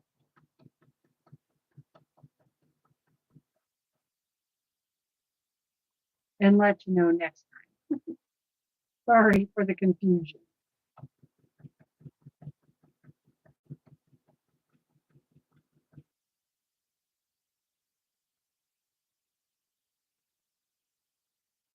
Yeah, that's right.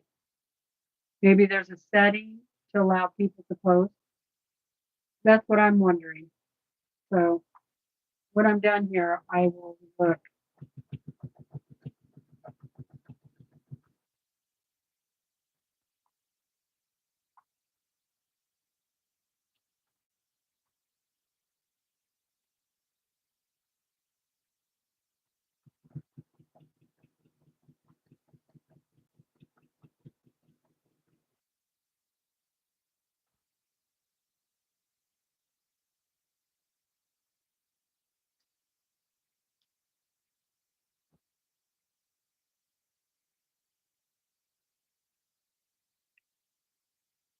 Hook myself.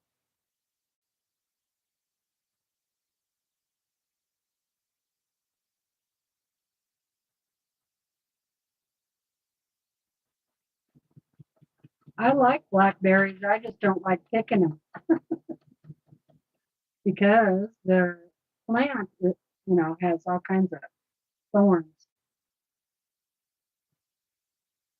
When I used to go pick them, I would, I took a ladder and I wore long sleeves and gloves.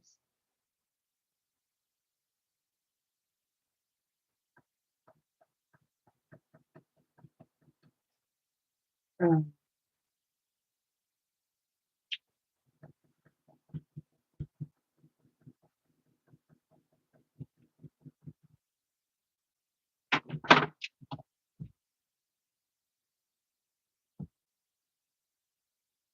okay, did that.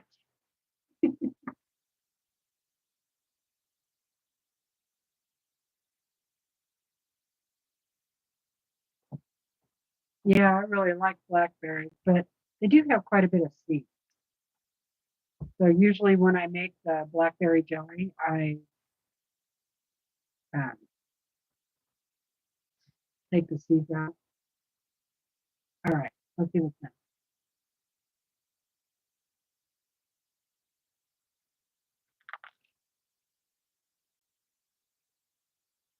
Turn the page. Mark and base the base circle together.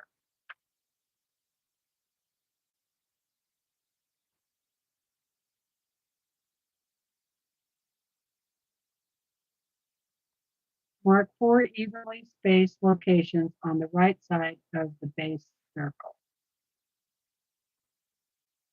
Pin base circle to each other with the wrong sides together, matching the mark. Sew base together a quarter of an inch from the raw edge using a long straight gathering stitch with no back stitching. Pull bobbin thread together the circle just enough to bend the edges.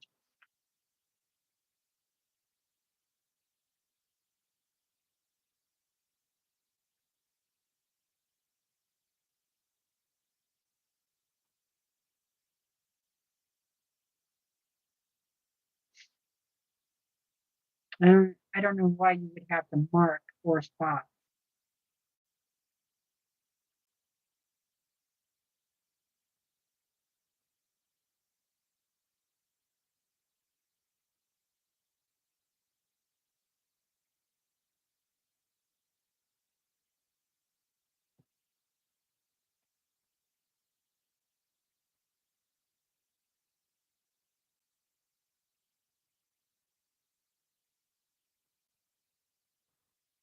Okay. Yeah, I don't know why you need to mark, really, why you need to mark 4 spots on it.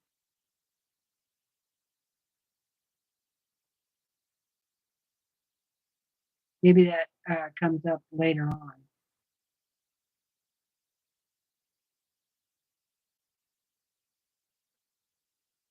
Okay, pin base circle to each other with the wrong sides together, matching the mark.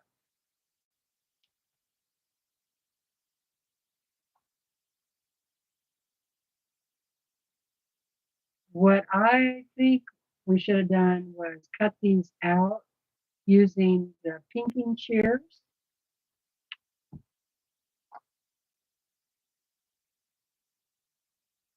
That's what I think. So you can spread the gathered fabric. Oh, thank you, Suzanne.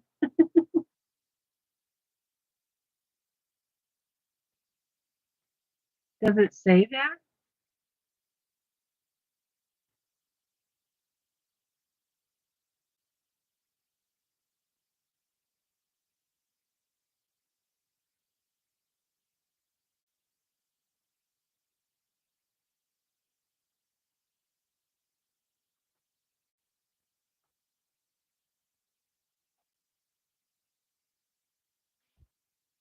Oh, okay. Because we marked this and you mark this, and then you line those two up so you have it gathered evenly. Okay, I got you. All right, I'll do it.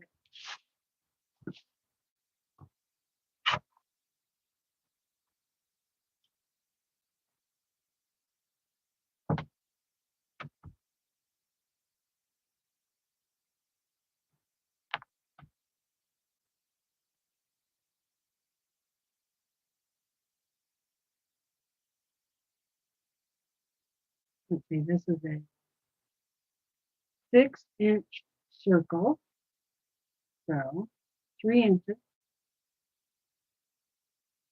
would give me the center.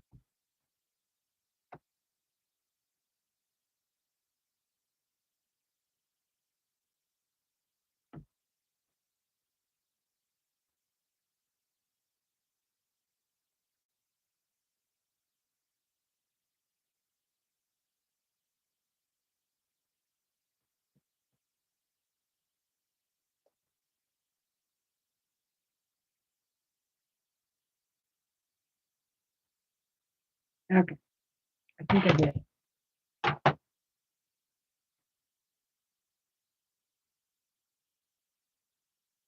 Or they are blackberries, is what we call them in Scotland.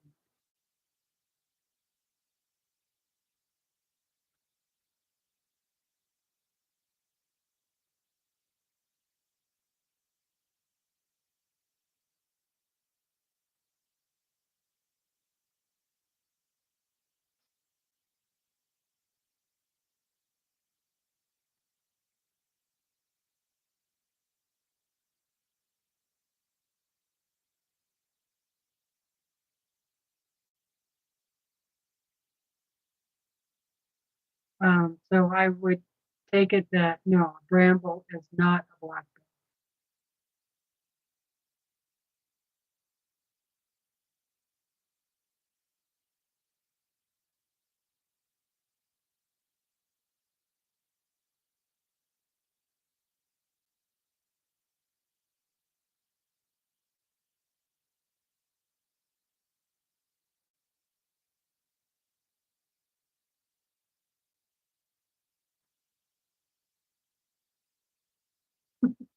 Thanks, Lynn. Oh, well, yeah. I thought about that while I was marking it, just folding the piece in half, but I already had it marked. So.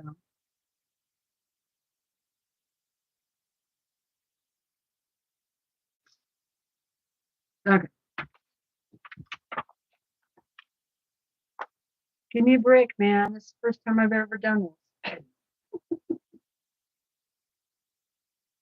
I don't really like having the raw edge on the bottom, but whatever.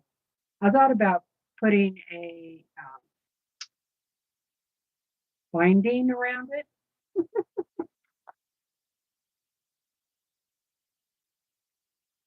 Okay, now I need to baste these together with a very loose stitch. Ouch. Quarter of an inch.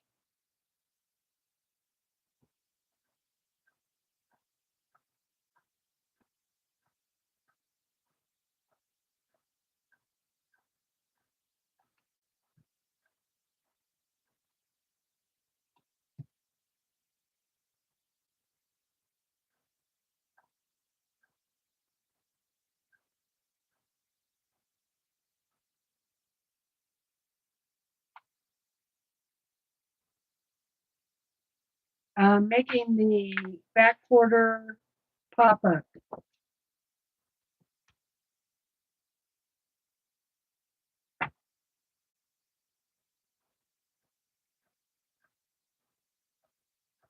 It's the first time I've ever made one.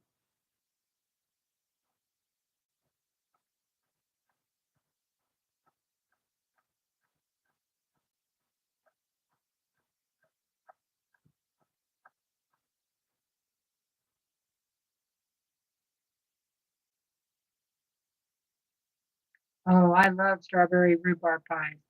I have rhubarb out in the yard. So I pick that every year and I freeze what I don't use right away.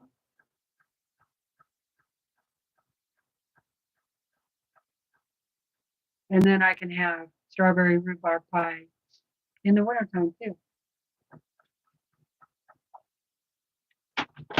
Okay.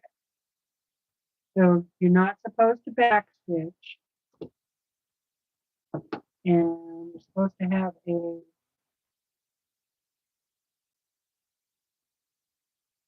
loose thread so you can pull it.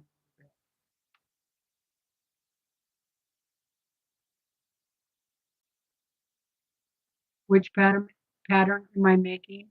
It is the So Organized design.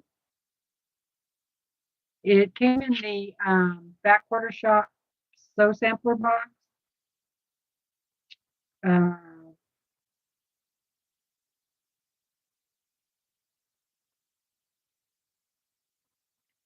says new NU, Design, Inc., doing business as So Organized Design.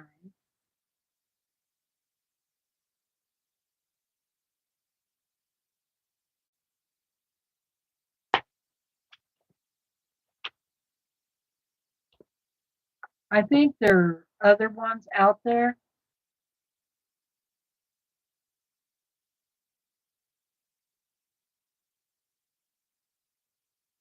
Great storage container. Hi, Sherry. How's it going?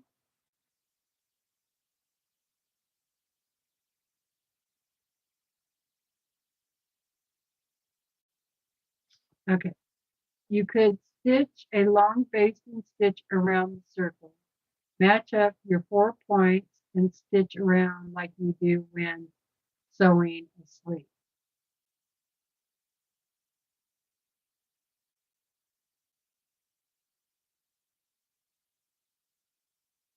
Okay.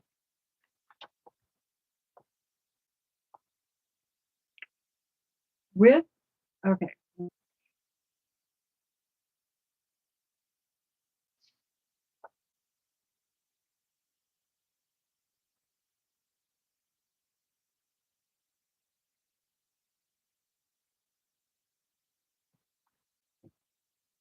So you're supposed to pull the bobbin thread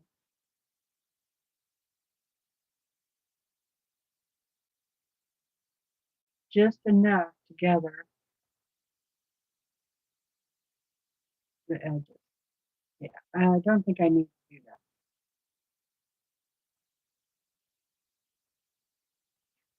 that. Guys, I'm a really lazy sewer. Okay. What I think is we should have pinked these edges.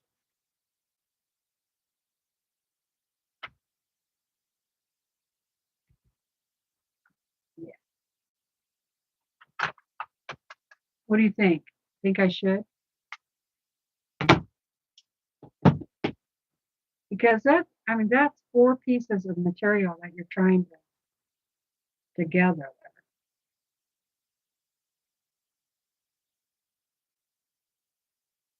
And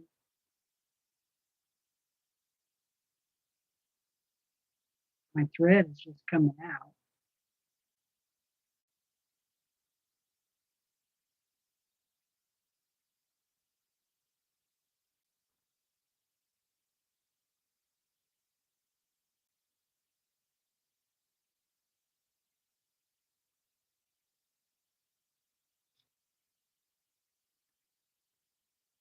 The rhubarb pie is pretty good.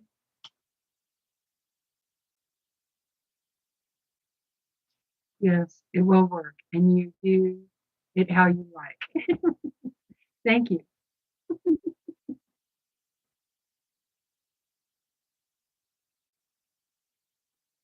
Okay, Dana Lynn, thanks for being here. I don't know if I can cut through 4.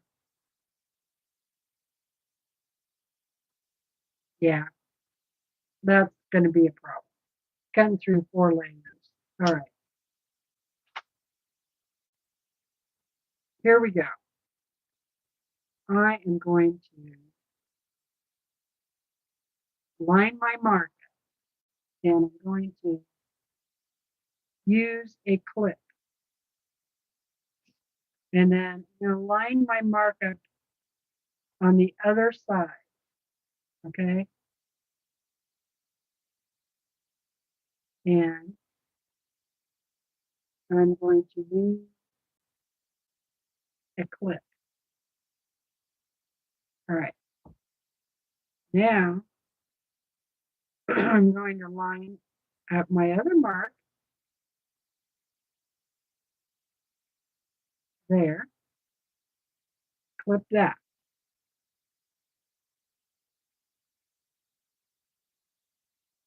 And then same thing over here.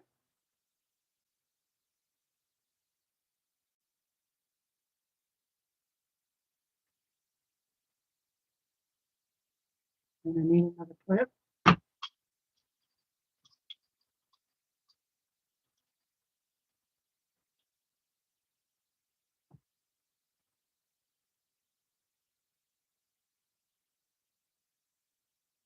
Yeah, that's a wave. It's a wave.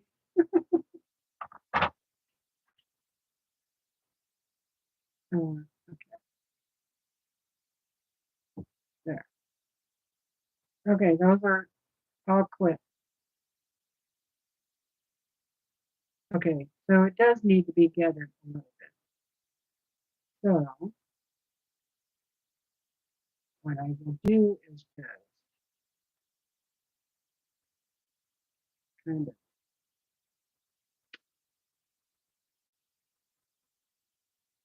yeah, okay. So if I ever do this again, I'm gonna peek the edges before I sew all 4 of those pieces together, okay? And I might even like would pink this edge because all of the bottom is a raw edge. And I don't know that I like that. So I might take some basting tape and, or do like a binding thing, a small binding or basting tape and do the bottom.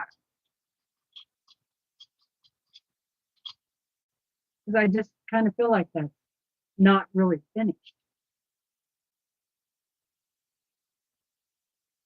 Especially if you were going to like sell these or something, you know?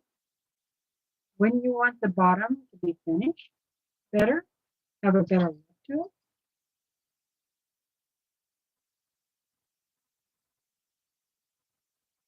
Just for my sewing room, it's fine. But if I was going to sell these, I would definitely would rather have a better finished edge than that.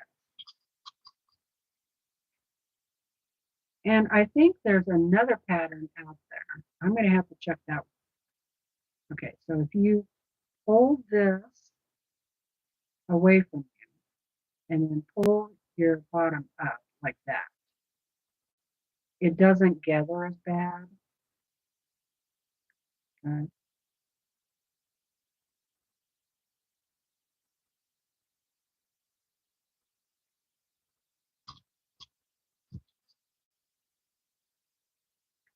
Just a little FYI there.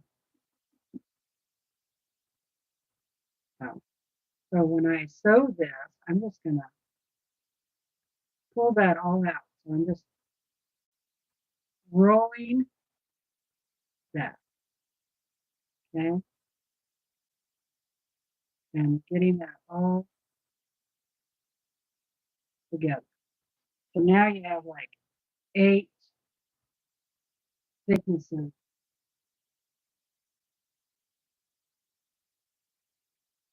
Yeah, that's not what the pattern says, Donna. It's not what the pattern says.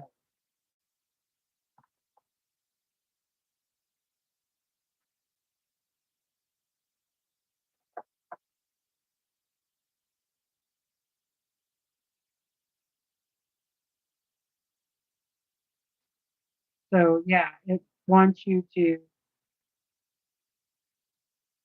put all your raw edges together.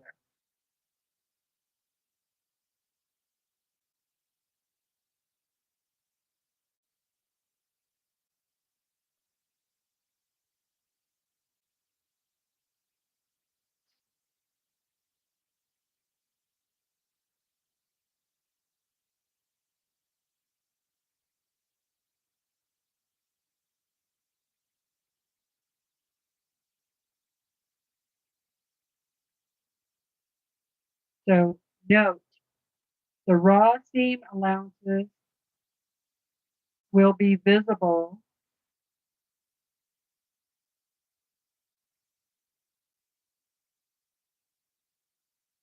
Okay, I am doing something wrong. I just read it again.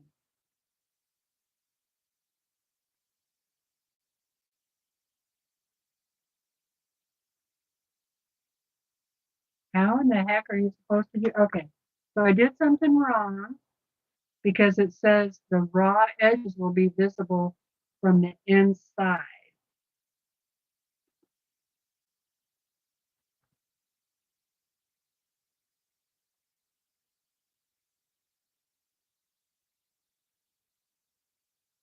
I'm like so confused now.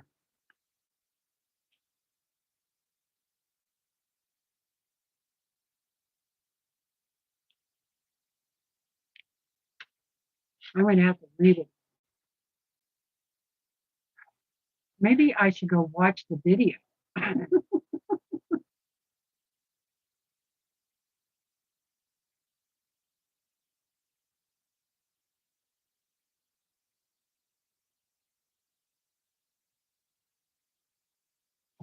Oh, okay.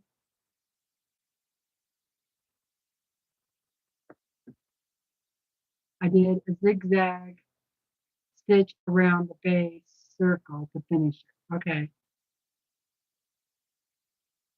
I often do a single binding to cover a seam like, okay.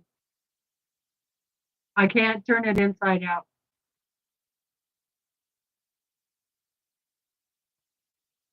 Push the circle into the basket, pin, and sew around. I know that's what I did. See? Here's the inside.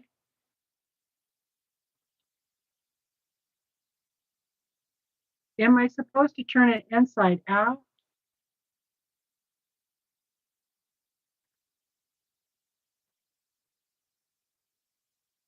That is probably what I'm supposed to do. And I just felt a needle somewhere.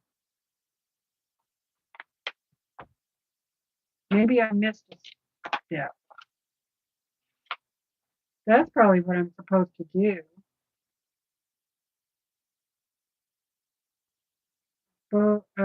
Base,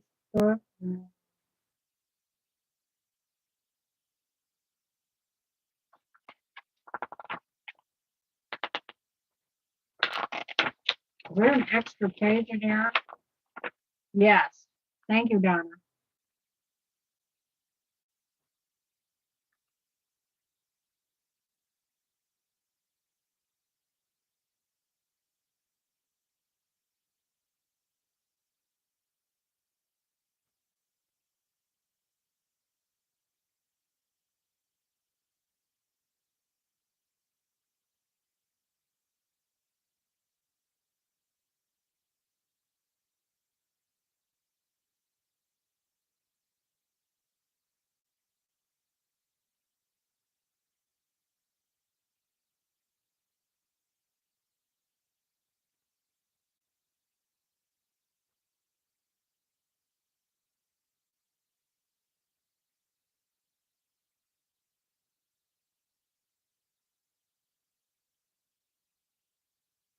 Okay, I don't see where it tells you to do it like that.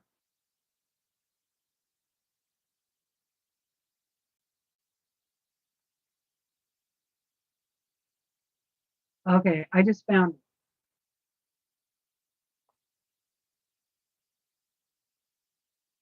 Turn the body so the side with the elastic is on the outside.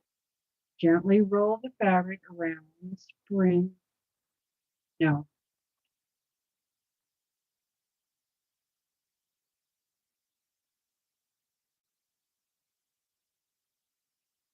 No, that's a different part. All right, I'm going to do it different.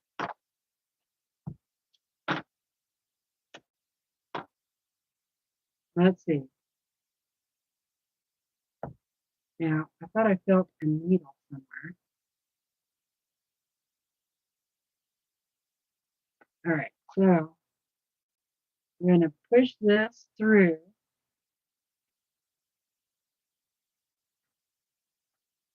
All right, pull it through.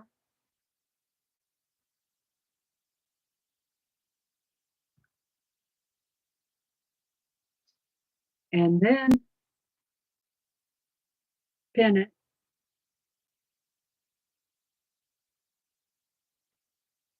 right? Okay. Where are my marks?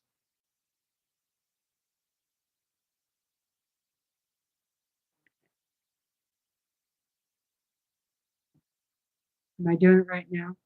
Okay. There's a mark. There's a mark.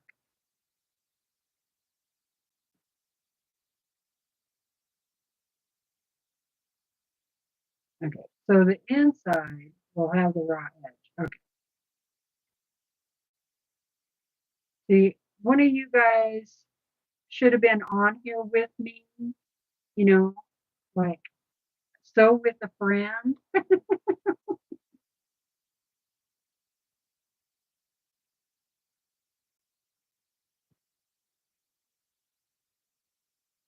Yeah. Pink it and call it done. Exactly. Okay. Uh, I don't mind having the raw edge on the inside. I could probably live with that. But I am definitely going to go back and look at these instructions again uh, because something is goofy. Either I'm goofy or the instructions are goofy. Look, I used to write instructions at a bank, okay? Believe it or not, I wrote a lot of instructions, a lot of manuals. So I do know how to read, or I used to anyway.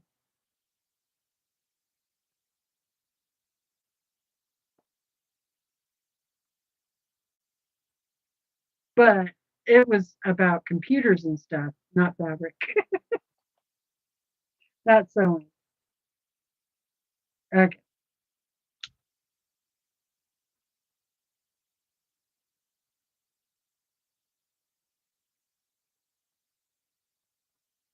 I might get this done today, you guys.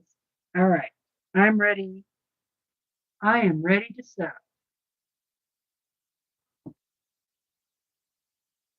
Yeah, I know. But isn't that funner watching me do it wrong several times? Why should I go learn how to do it when I can stumble through it here on YouTube and give you guys a giggle?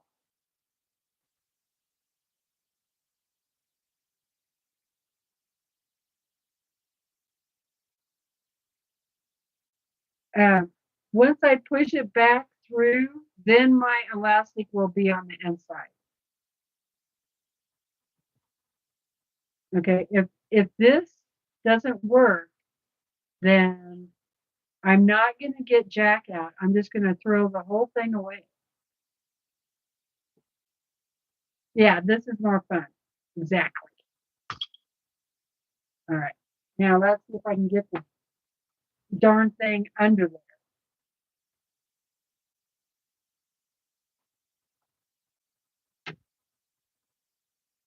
Okay, I got to put my.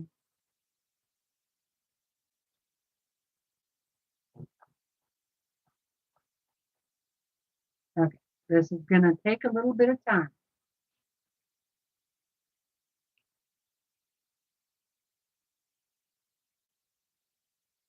Oh, okay, Denise. I got you. But you already know how to do it. So, all right. It's already messing up. It already slipped. I might have to get my other sewing machine or use pins. Would pins be better? Probably wouldn't slip then. No, I'm not doing this as a tutorial. Sorry. Uh, if I was doing a tutorial on it, yeah, I would have made sure I knew how to do it.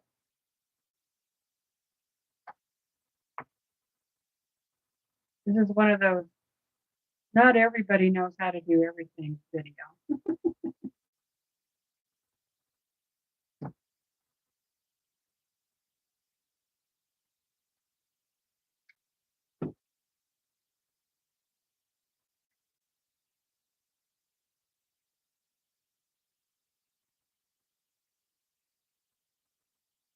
I don't like using needles on something or pins on something like this, but normally, because I poke myself, but I need it to stay, and it's just sliding around with the clip.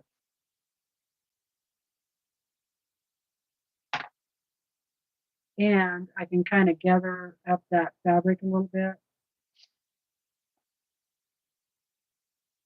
in between the pins.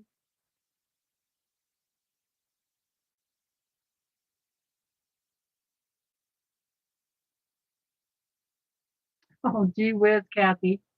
Uh, I once knitted an infinity scarf, and it took me like 11 times before I got it right. I just couldn't get it right with the needle. Oh, no. Yeah, I hear you, girl.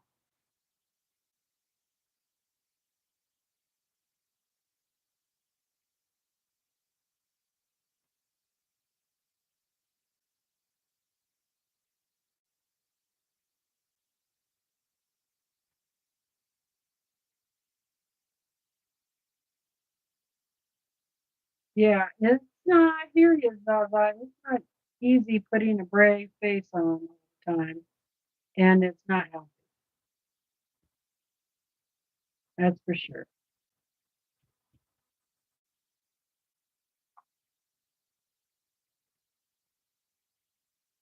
Boy, I feel like my lips are chapped.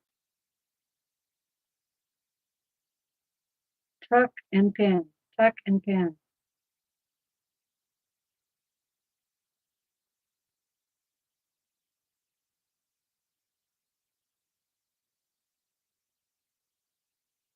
I hear you, Len. I know, I should have gone and watched. I'm sorry.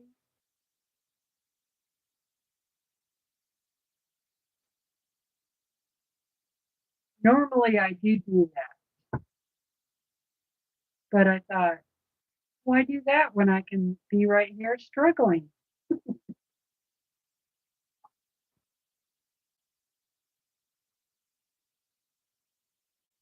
I actually didn't think I was going to have time to work on this today.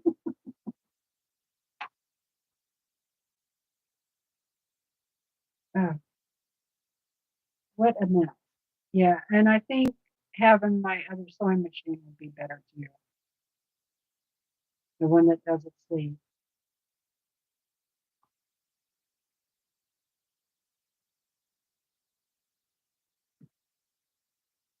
Okay, I think I'm ready.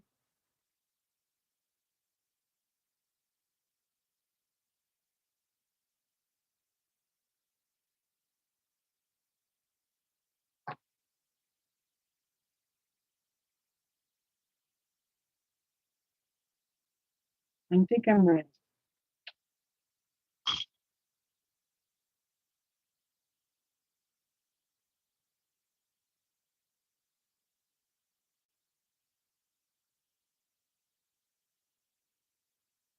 Oh, well, thanks, Denise.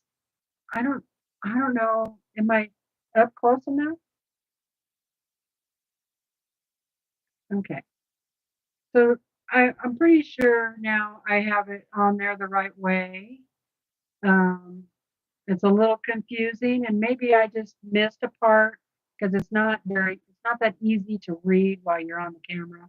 But I must have missed it somewhere. So thank you all for helping me in the chat to realize that I have to turn it kind of inside out, but you still have the metal ring on there, or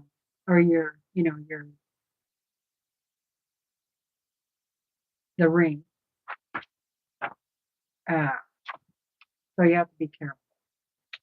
But so far, if I was to do this over again, I would pink the edges of this ring. I think that would make it a little bit easier.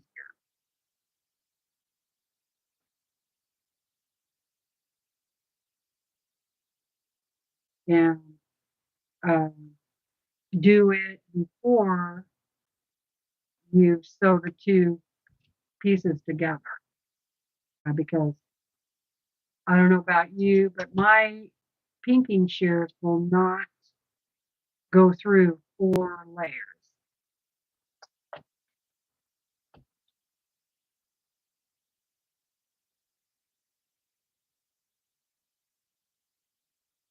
Oh, Laura, I'll pray for you too. Oh, that's right. I forgot about that, Brenda. Am I back?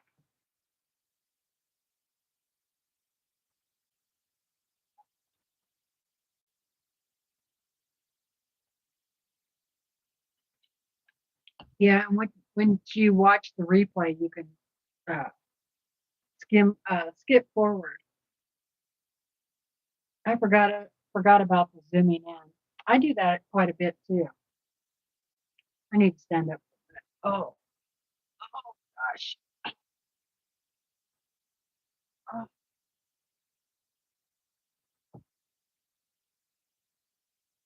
stand up and stretch. Get up, you guys. Get up from your desk. Get off the couch. Get up.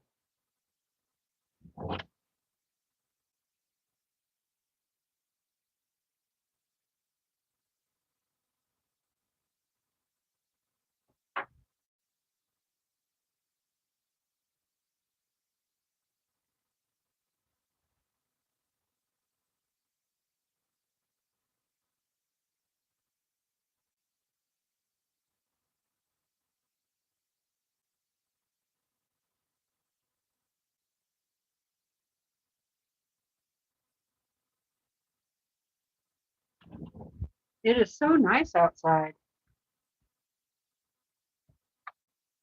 I just went out on the deck and looked around for a second. Okay, there we go. Okay, I'm going to try it again.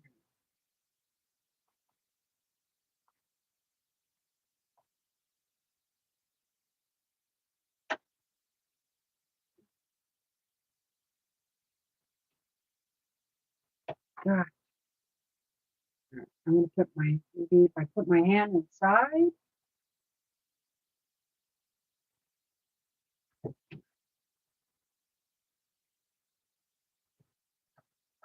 Here we go.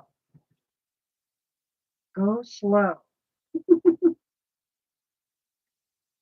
Pivot, pivot.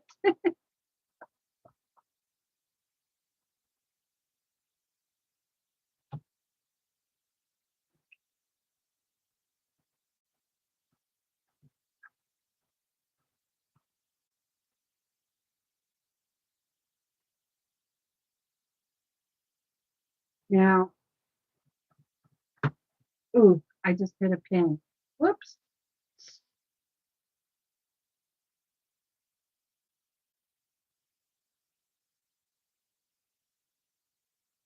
Oh, please don't tell me that.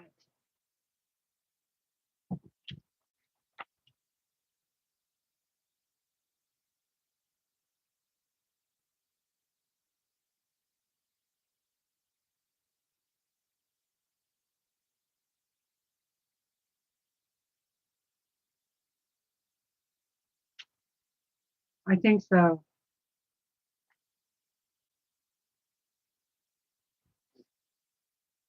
And mine is going to be on the inside. Oh boy.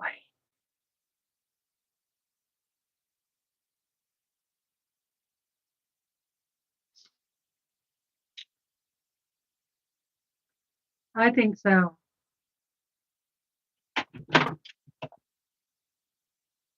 I think it's time to quit for the day. Might as well not sew anymore because Yeah, once I push that back in, this is going to be, all right. Who wants me to mail this to you so you can finish it for me?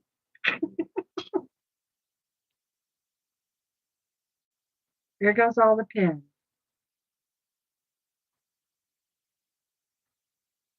That means I have it put together all wrong.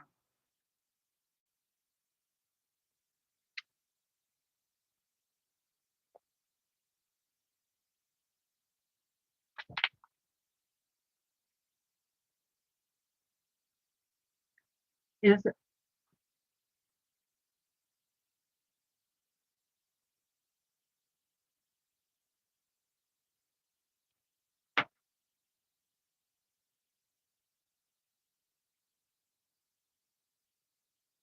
I wonder, does it really matter?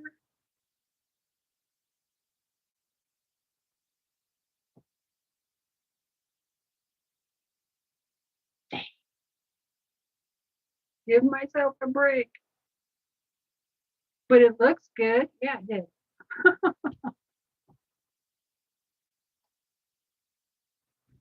All right.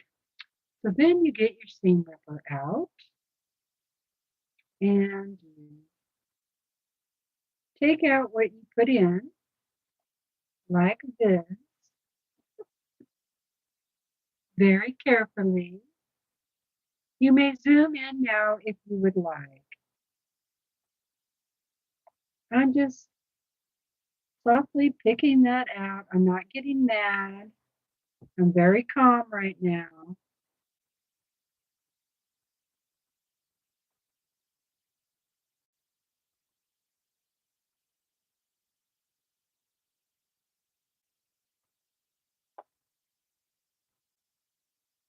Okay, no damage here.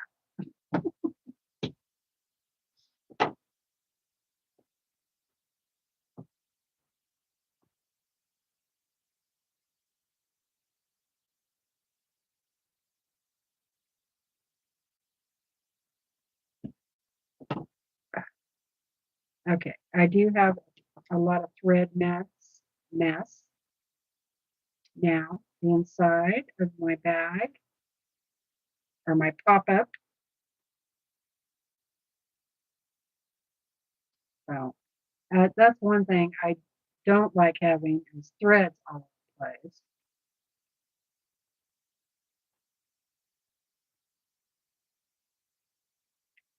Okay, so let me look here and see what I did. So this thing should be on the inside when this point.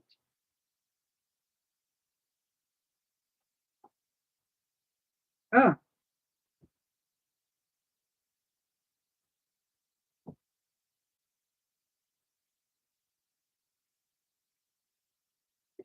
oh, light bulb.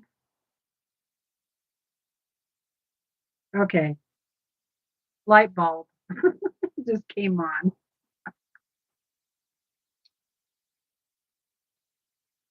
So I did have it right the first time because after you sew it this way, then you push it through like this,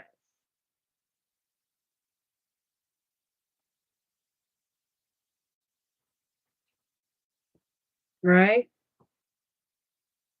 Yeah, I think so. All right. So the very first way I was sewing it was correct.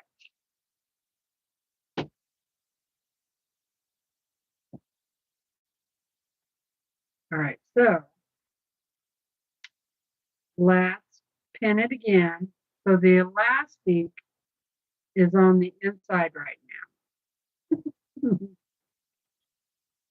Oh, this is just so much fun. Okay, so I'm going to line up my marks again,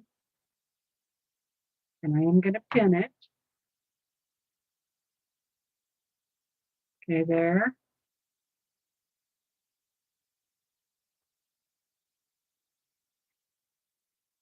So right now, this whole thing is the inside of the bag or the pop-up. See, now it might have helped if I used 2 different fabrics. Then again, it might not. It probably would have helped if I would have went and watched the video.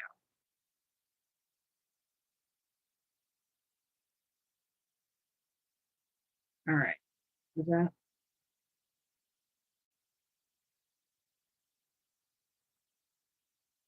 about right? Thank you. Yes. All right. There we go.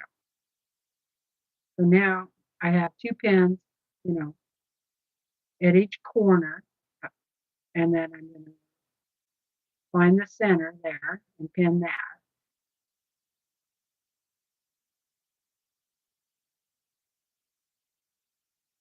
And that's kind of how I do my pin. Center, center, you know, find the center.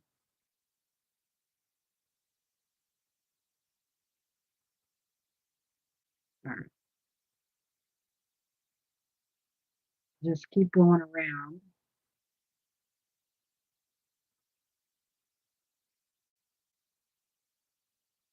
See, I just got confused. That's all there is to it.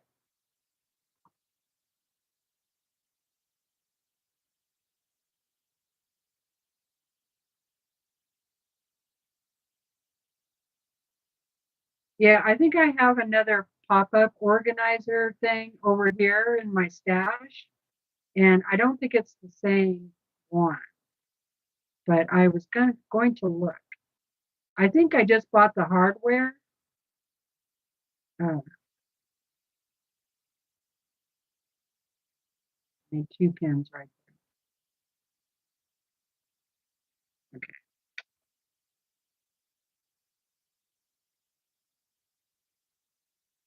Yeah. So definitely got confused. It's you know, sometimes you get confused when you're doing French things and you have to remember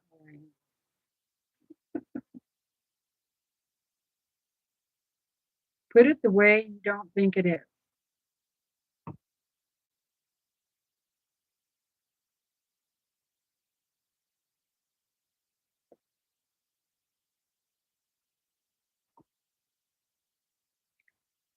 I'm probably putting too many pins in here, but I'm kind of doing that tucking thing a little bit because the circle is a little bit too big. So,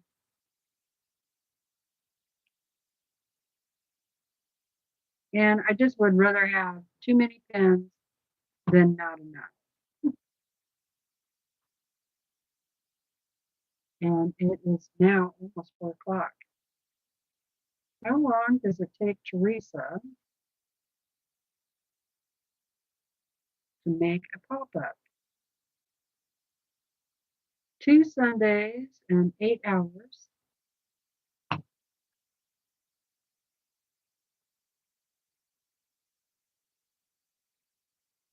Okay, I think I have enough pins now.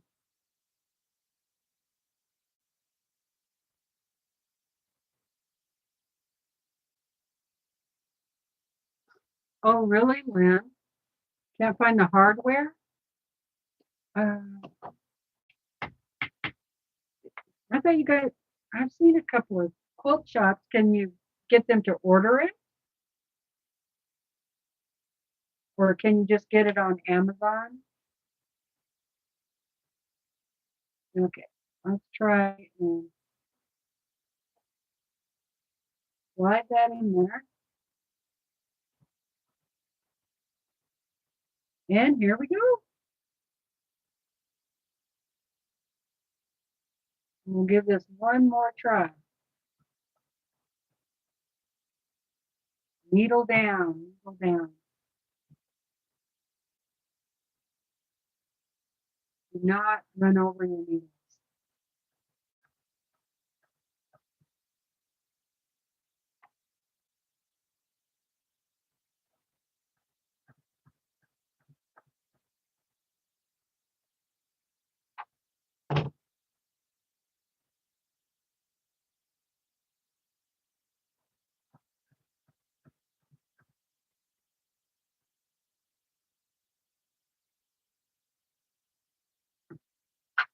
Getting too many pins on that other cushion. Hey, Michelle, how's it going?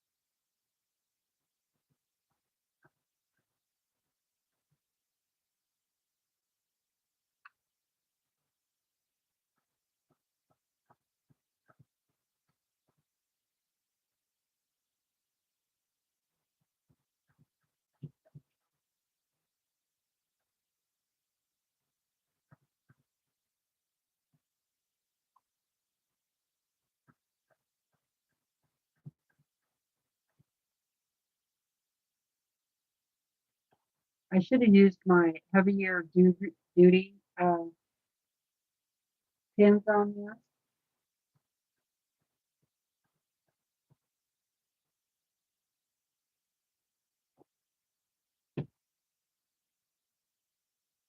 Ow, I keep poking myself.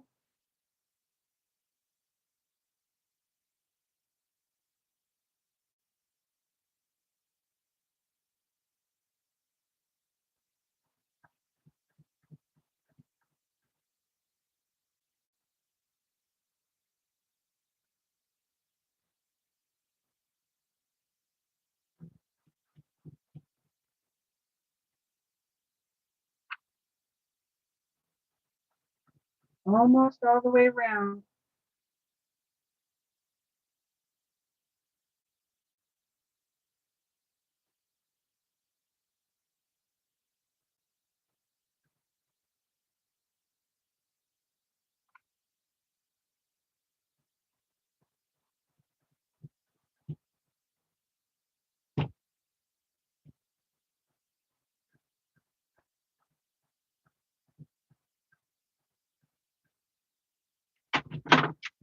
Got it. Okay.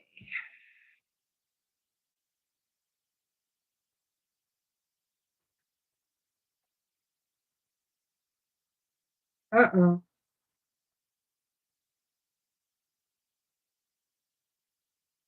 I messed up right here. Somehow,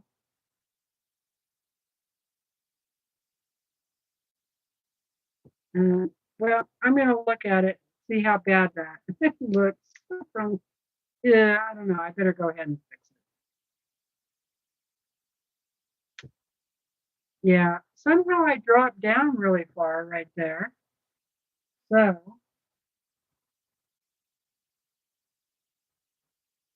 let me see if I can fix it and then pick that out.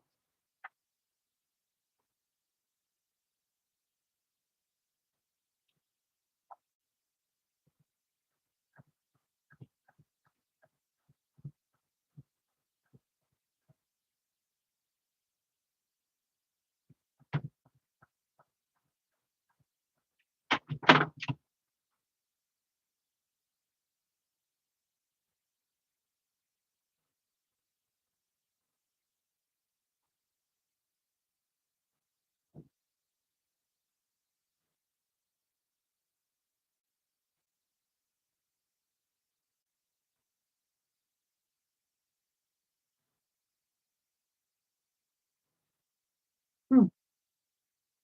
I want that. It's weird. It keeps dropping down right there.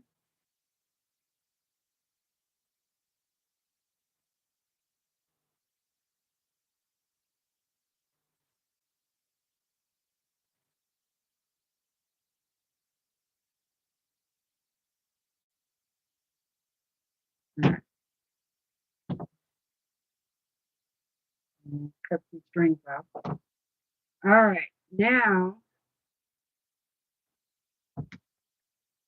is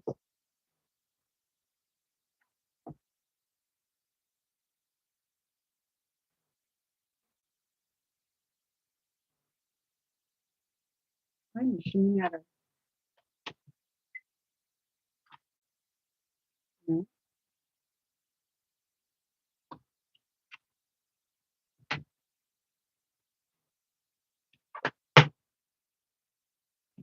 all right, so now I want to see what it looks like.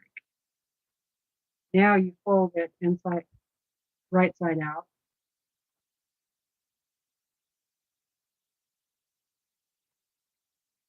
Oh, the stitching on that looks terrible. All right, I'm going to have to fix that before I take the pop-up out, okay? Two things. Something happened over here and the stitching is really loose and it's showing up, but at least it's the right way now. So all I have to do is finish pulling this through, but I don't want to do that because I want to fix the bottom, but you guys don't have to stay for that. Do I want to fix the bottom? I think I'm going to have to fix the bottom because I think it's going to come apart if I don't.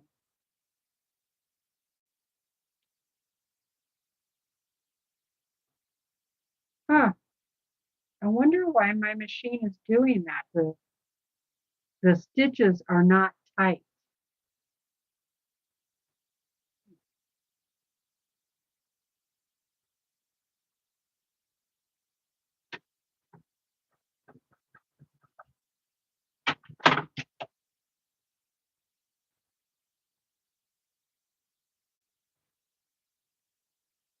Yeah, something. I think I better clean my machine. Maybe I need to change the needle too. Because look, I can just pull that right out. Okay, something's wrong. Something's wrong with the machine. So I'm gonna pick that out because that's just not gonna stay.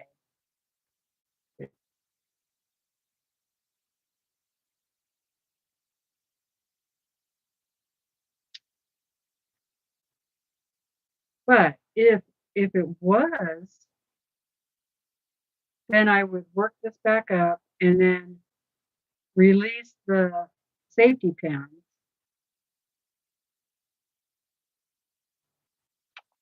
Darn it. Yeah, the hardware is already in. Yep.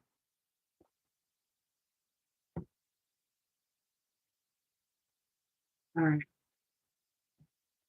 Well, um,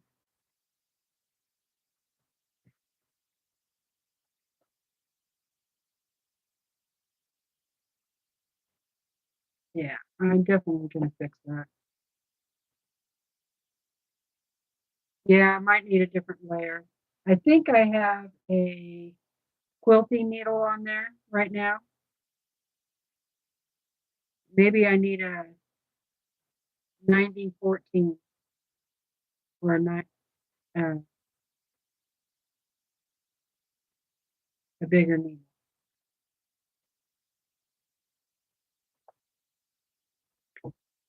And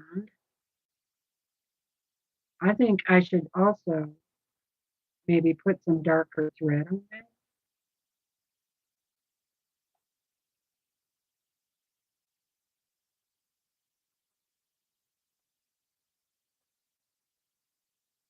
Bye, Zaza. Thanks for coming. Yeah, I'm not going to be on much longer. My back is not happy right now.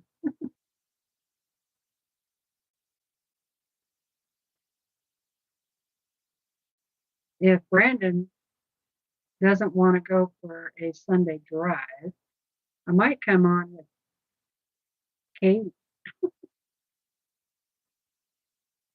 and she's coming on at 6 o'clock, I think she said. Then I can mess around with this.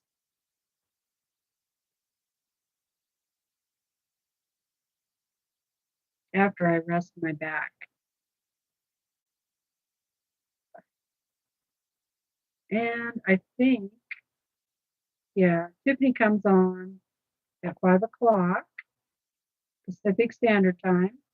That's what time she's on for me. And I think William and Jess are coming on tonight.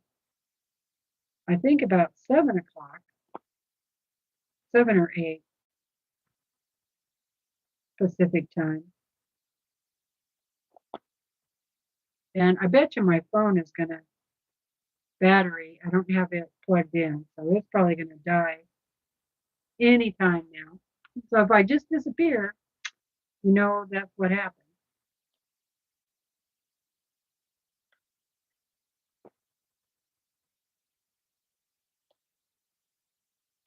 Yeah, I'm going to clean my machine, change the needle,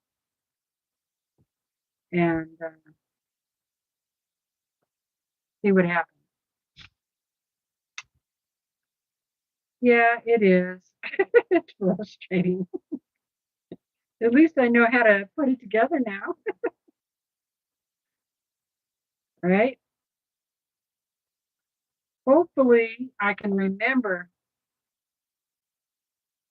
That's why I want to finish it today, so I don't have to go through all of that again in a week.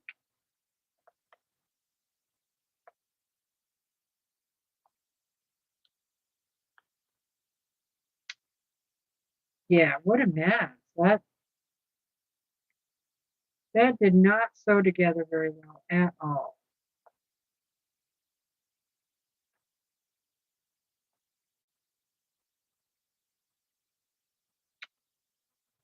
Well, that's just irritating.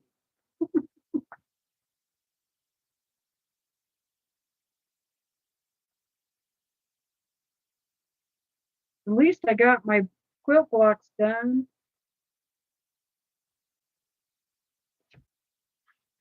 All right.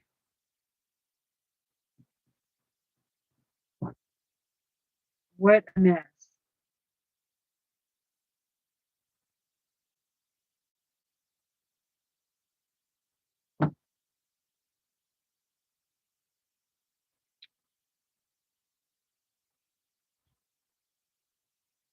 Hi, Wendy. How's it going? I haven't seen you in a long time.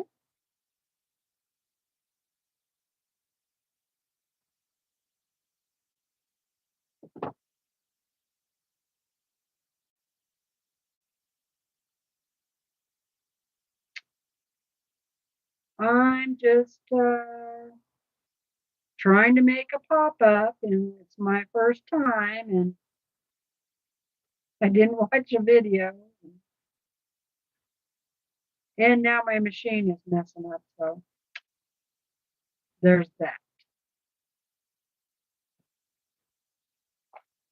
So I'm making a mess.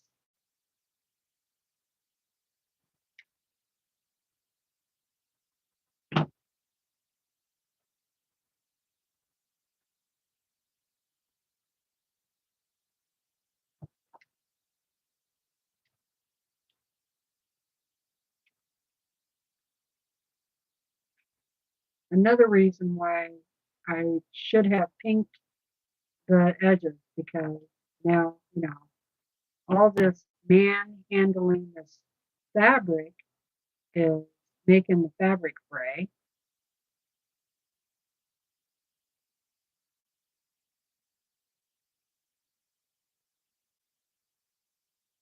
I'm just about done for the night, for now. So I'll just finish picking this out while you guys say goodbye. I'm going to go ahead and go. Sorry to keep you so long. But I'm so happy you were here. I love visiting with everybody. And thanks for trying to help me with this.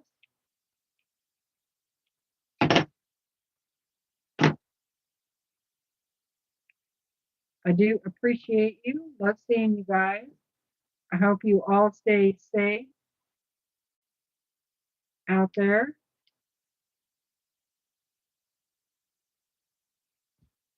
Okay. All ready to try again. Okay.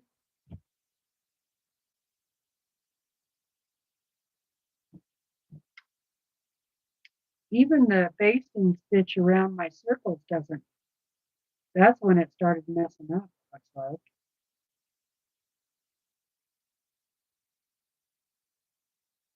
So I think I need to go around that circle again.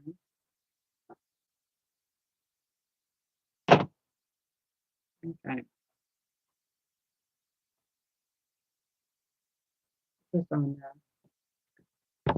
Set it aside. I will finish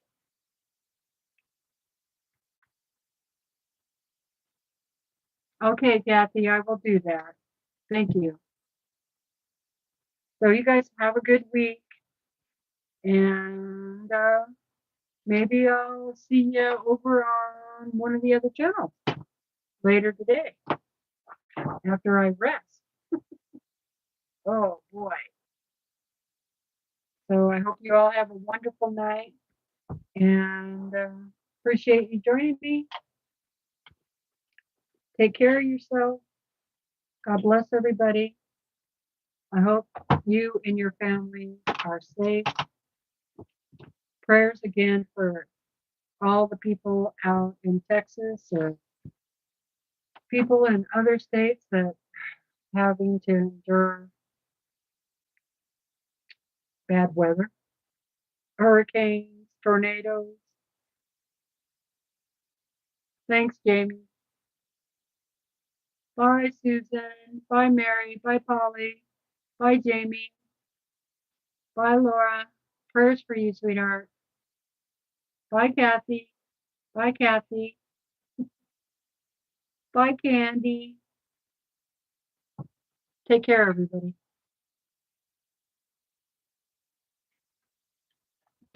See you next time.